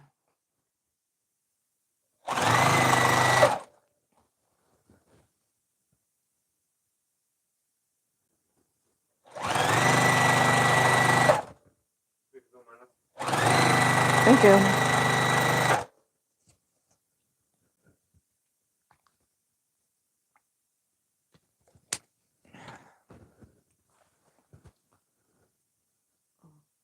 Does the corner blocks help keep the sampling from stretching? Does the corner blocks, you mean having cornerstones keep the thing from stretching? I think that's what they mean. Just having seams to nest keeps it from stretching. And this is a highly stretchy jelly roll. I could tell you that, these pieces. Not all jelly rolls are super stretchy though. But this one is. So if I hold this up so you can see, look at that. Look at the stretch on that. The in between the seams is even stretchy, but it's all along the thing. I don't ever get, that's very rare that there's a jelly roll that is as stretchy as this one is. This one's like super stretched out. But everything's still square. What? Where do we get the rotary cutter at? That quarter shop. I'm gonna put a link in for it. Scotty put a link in for it. It's a Martelli cutter.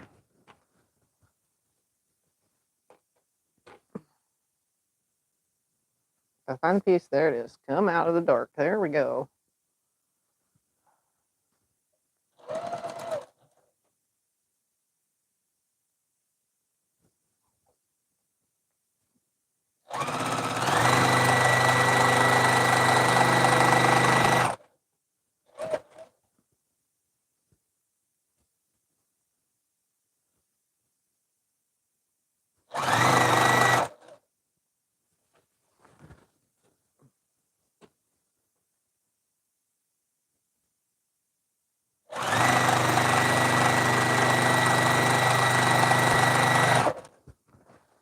Getting close on that bobbin again.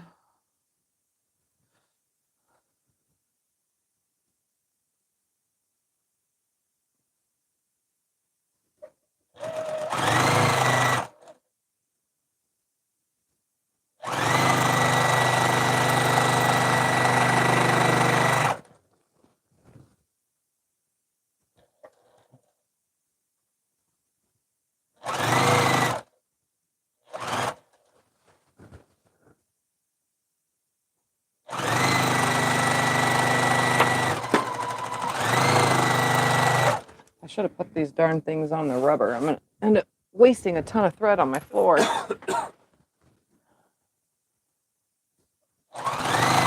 When I start this next seam, when I get halfway through where you plug my iron in so that I can quickly press the whole entire quilt. What? You want me to put the rubber things in your bobbins for you? Oh, no. I'll be fine. I just have to watch it. Okay, well, I don't know when you're on whatever seam. I'll tell you.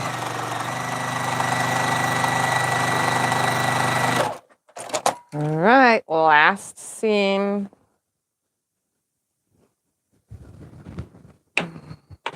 So I was able to web piece the entire quilt top. How fun is that? I had little snags along the way, but you know what? It worked out. So you yourself could see that it is possible to web piece a whole entire quilt top. That's however big this is. And I can't say it was with ease, but it definitely kept everything together.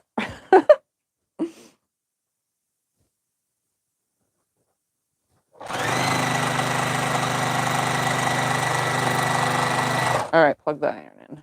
That way it's ready. Thank you very much. Iron in.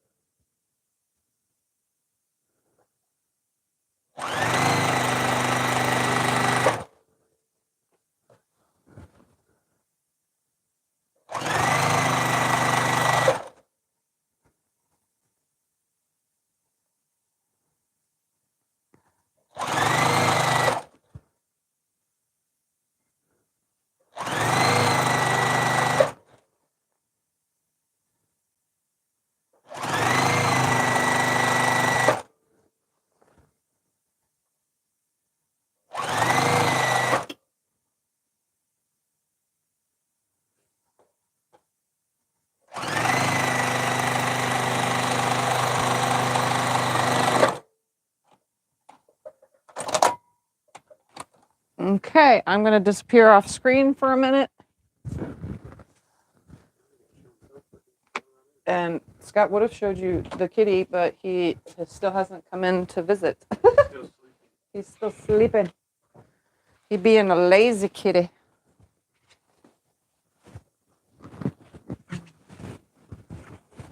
So instead, oh, I was going to say, I thought you were going to turn the camera facing the other way. No, you don't have to. I was going to hold this up at the end like a surprise. Hey, look, this is what it turned out. Remember what size that ironing board is out there? My ironing board is 26 by 64.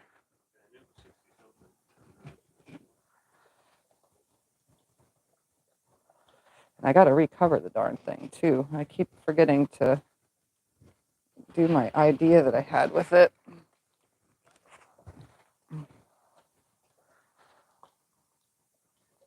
This is not going to be the best ironing job. I'm just trying to get it done so that I could show you guys. Later I'll go through and make sure that all of my seams are pressed very nicely.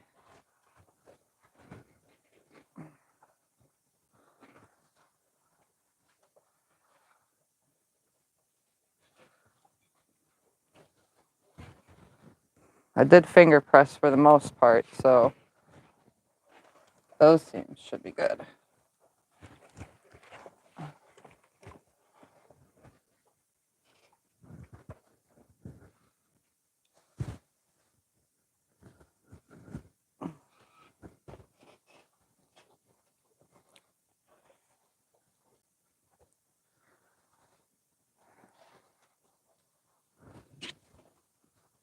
And the final seams are wanting to press away from the sashing towards the blocks. It's like naturally just going that way. So that's a +2. So all I have to do is run the iron in between it.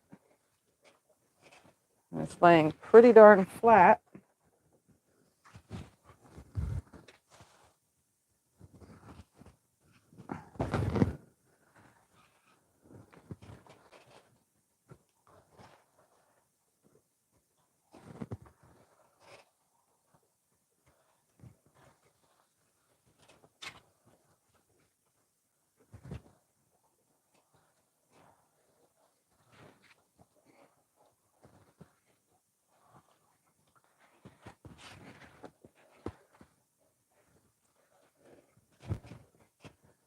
Sorry guys, I'm working on half the energy I usually have to do this, so it's taking me a minute.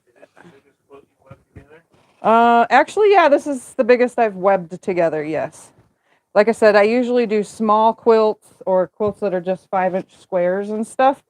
Or my little mini quilts, you know, if it's the same block repeated over and over, I just, you know, no sashing or anything, then I'll web piece them together.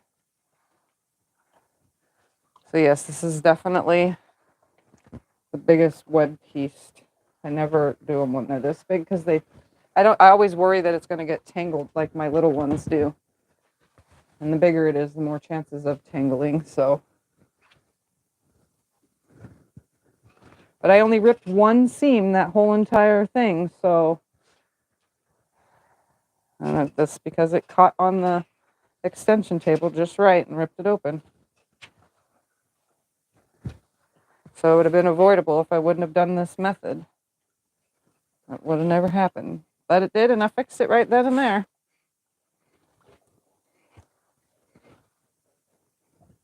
All right, just a smidgen more to go. And then I can hold it up and I can see how much fabric is left for the of the yellow so that I can just go around this with the yellow one time to kind of finish it off, I guess.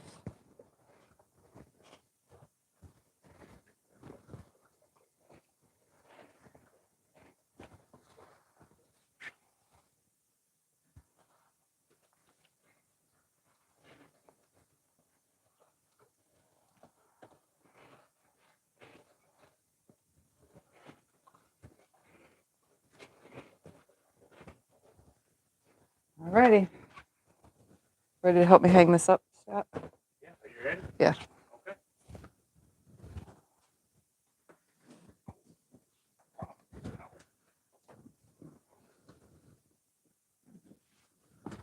Okay. That's as high as I can go, so come down on yours. Come down, right there.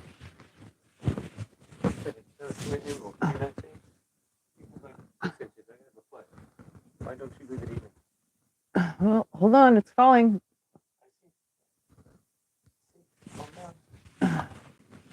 I can't tell when we do that. I noticed. You always make me go right in and go in. We're not the same height, so we have not the same arm, whatever. All right. All right. It's on there. It's on there. They can see. Do you have a measuring thing? They can see. Tape measure. Yep, please, thank you. All right, with just the jelly roll and no borders or anything on it. I'll hold it there. And it's not fully pressed. It is 72 inches long by, I'm upside down, 61.5 inches wide. So 61 by 72. That's without any border around it. So technically I have enough of this yellow. It's already got a lot of yellow though. I think the red would finish it off, honestly, but I didn't have much red to start with. So I guess yellow it has to be. I already have two 2-inch strips. 2.5 inch, I mean. So I can go around it with the 2.5 inch strip of the yellow, or I can just leave it and bind it in the yellow. That's what I think I'm going to do. You know?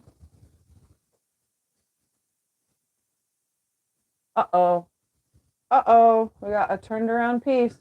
Let me show you how to fix that. Did somebody mention it? No, I did. Hold on, let's check the whole thing real quick. Somebody, that was me. All right, those four come together. Those four come together. Come together. Come together. Come together. All right, we have a mess up. I got one turned around right here. So we're going to show you guys how I cut that out and turn it around. That happened. That's a long time since I've done something like that. But it happens. So let's show you guys how to fix it. First, got to know where it is.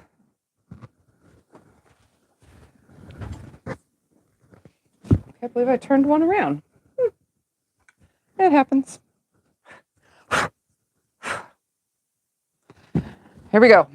I am going to find the seam that I need to rip, which would be this, this, that, and that. So I'm going to go back here, and I am going to unpick about this far, which is like 2 inches beyond my long seam. So I'm going to pick out beyond 2 inches. And then I'm just going to slide this in here, if I can. Might have to do it this way.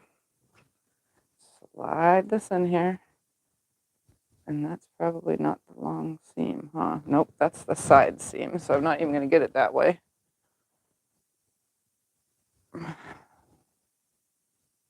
Need to get the long seam part.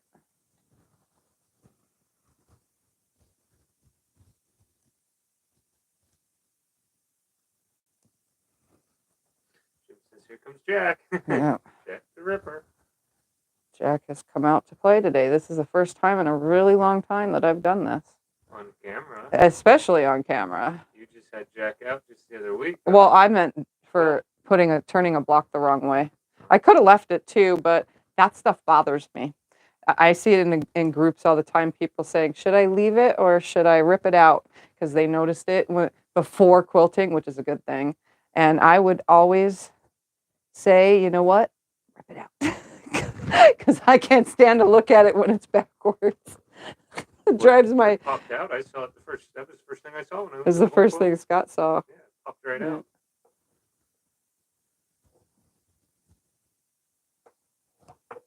All right, so I have ripped out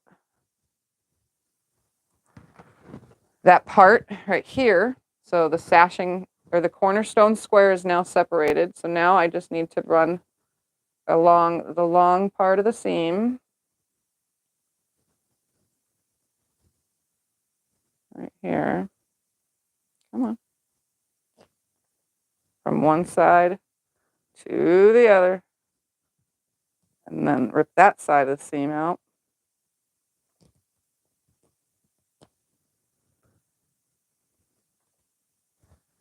Probably would help if I used the seam ripper correctly, but I'm in an odd angle here.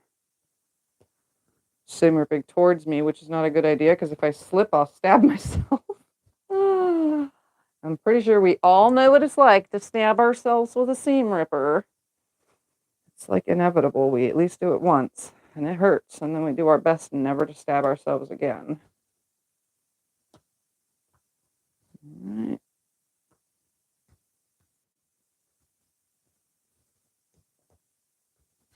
Here's one. My husband asked me why my Juki doesn't go as fast as Tiffany's.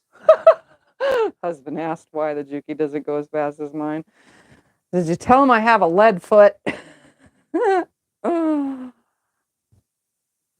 That's funny.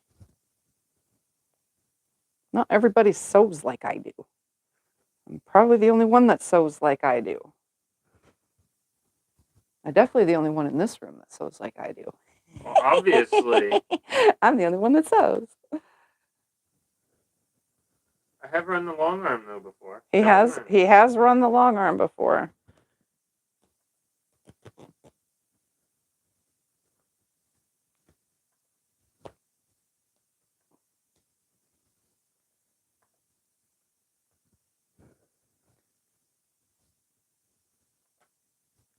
Is the iron still on? I'm gonna need it. No, I unplugged it. I thought you were done. No. Can I plug it back in now? Yes, please. All right. That I can do. All right, now that I got the long sashing piece this way, now I just need to go this way.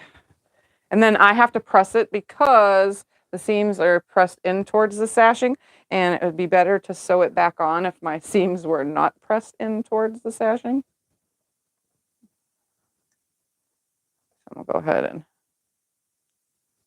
rip this the rest of the way. Come on.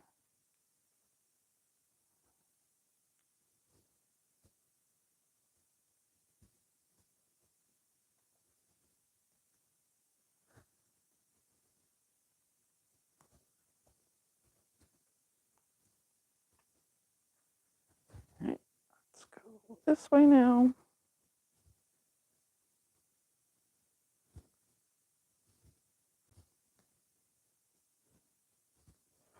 Gotta leave some room to sew this back in, so I'm making sure I leave a little bit of space on both sides. Should I take the camera closer? Not really. I was just thinking. Oh.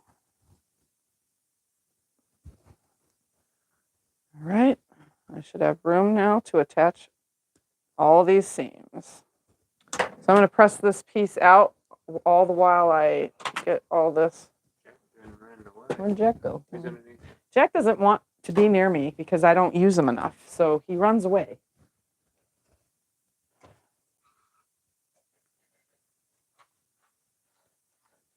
Do you have enough red to do a red border? All asking? I don't know if I have enough red.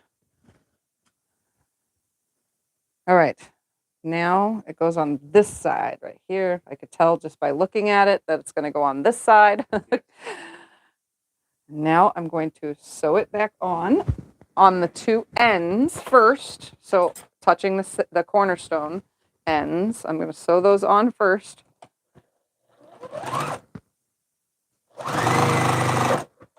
All right, so that one's on there. And then I'm going to open this up. I'm going to put it onto this end right here. Actually, I don't have to. I can just hook it to this side first.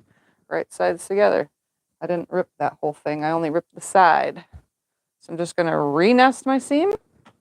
Sew on down one side. From about an inch where I started ripping, I'm going to go about an inch above that.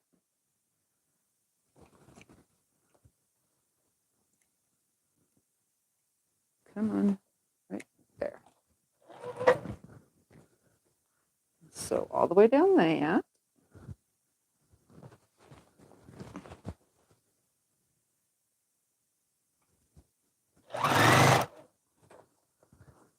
And I think I'm out of bobbin. Yep. Let's put this almost empty bobbin in here.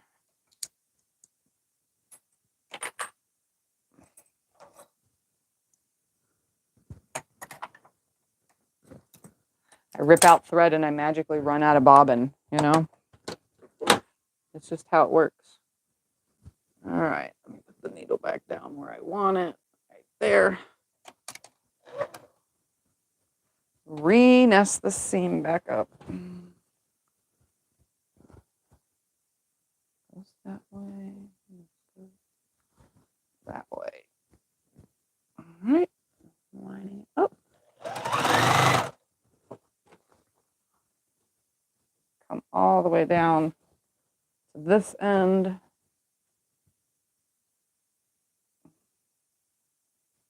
I'm just going to try to hold it really nicely because I am attached to the whole entire quilt.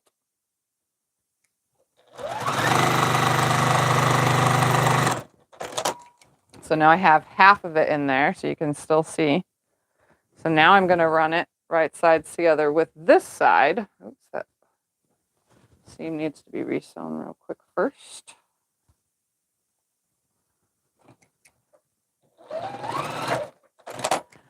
And then that one does not, that one does not, and that one does not. Okay. Now I'm going to do this side about an inch before I ended. So I'm just going to go above where I ripped it out. Nest the whole thing back up.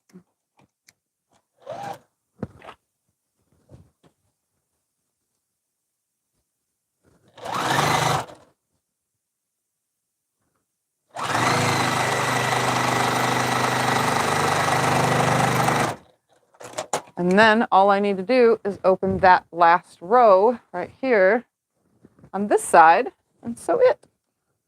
It's really easy to rip out a block and turn it, you know, or a piece in my case.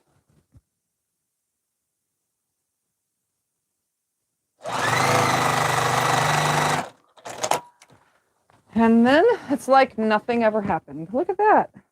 It's correct. Should we hold it up again? Hold on, let me press it real quick. Put it on the board one last time so you can see it half finished before we get off. Yep. Oh, I made a little boo-boo right here. Uh-oh. What happened? It caught the seam funny and created a pleat. You have to rip it again. Yeah, Just that one little section, right? it caught the seam funny and made a pleat on the front side. I just need to fix a little tiny spot. Man.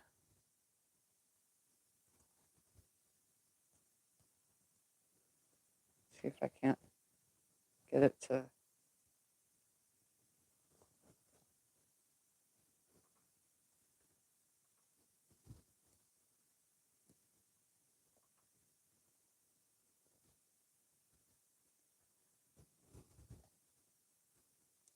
If I just go from the opposite angle, it shouldn't pleat funny. Just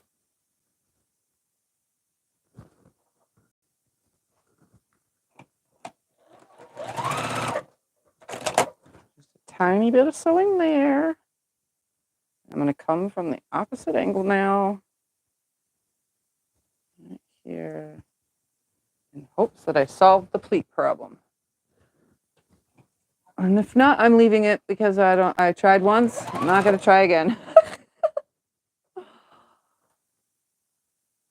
Need to flatten that out. Right up to my stitching.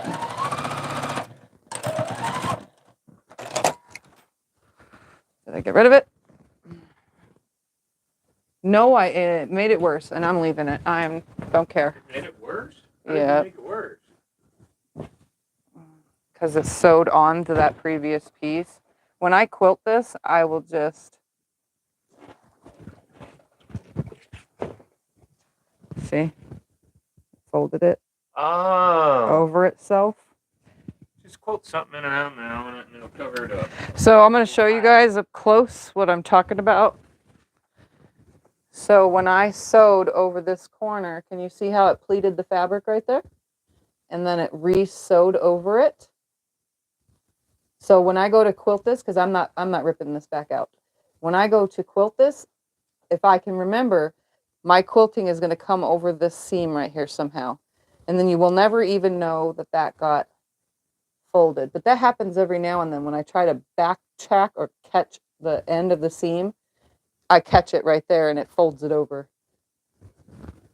Should probably press better when I go to do that. Oh. What do I do to my batting that's passed away for a couple of years? It's an original paper, clear plastic. Batting that's been packed away for years. Yeah, I don't understand what's wrong with it. Nothing should be wrong with it.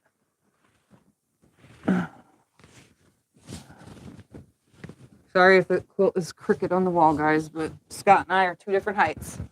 Oh, it's good. Stop being... All right. I'm going to check in the other room later, not right now, to see if I have any more red, but can you take the camera back or lift it up and then down so they can see the whole thing? Pleat to even see it. Oh, it's right here. Oh. This whole mess right here. Oh, no, right here. No, right here. Yep, it's this mess right here. See? You can't even see it. You can't even see it. It's this mess right here. This is the one I just reattached because there's my threads from not getting them all the way. You can tilt the camera so they can see the whole thing.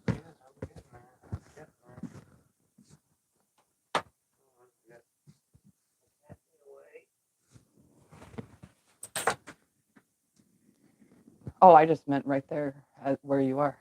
I'm getting there. Oh, he's going to give you guys some Thumper love real quick. Hi. Thumper needs his 5 seconds of fame.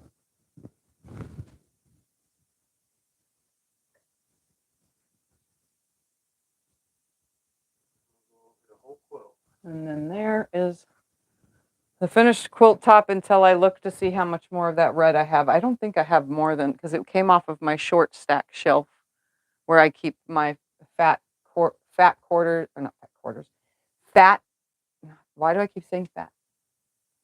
Quarter yard cuts, half yard cuts, 2/3 yard cuts, and so on and so forth. It came off of that. Oop, the camera's spooling. You might want to go back to the other position you were in, please. I'm trying to get that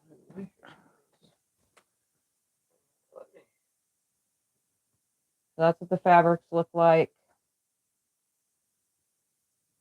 Very fall.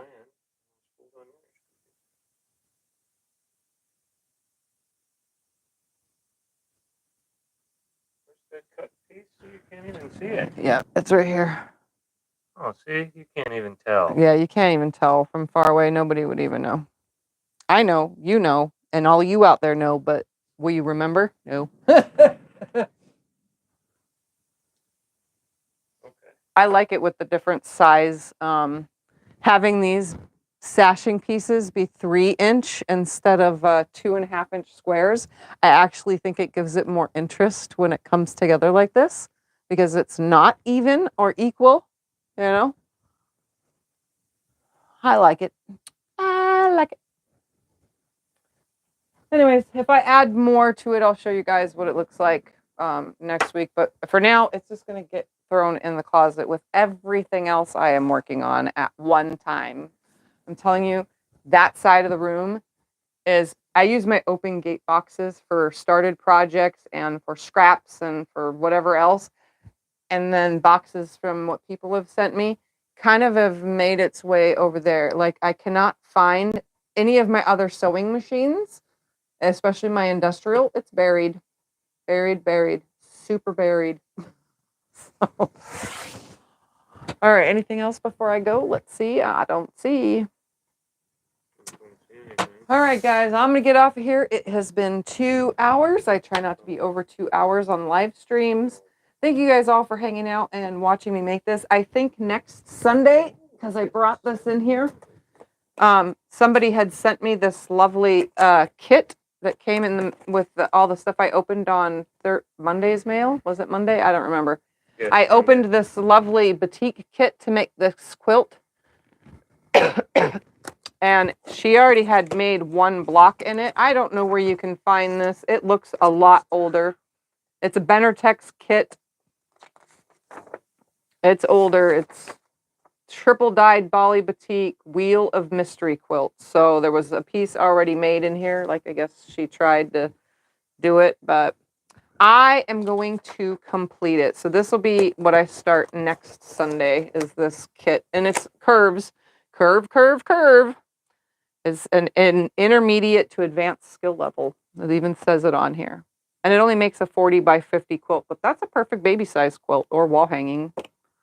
And no templates because it's already pre-cut out. So that's going to be next Sunday. So if I do any more to the quilt behind me by next Sunday, then I'll show you because I'll be working on that. So, all right, guys, have a wonderful rest of your night, and I'll see you guys all in the next video. Bye. Bye, everybody. Meow. Meow. Bye, everybody. Thank you for watching.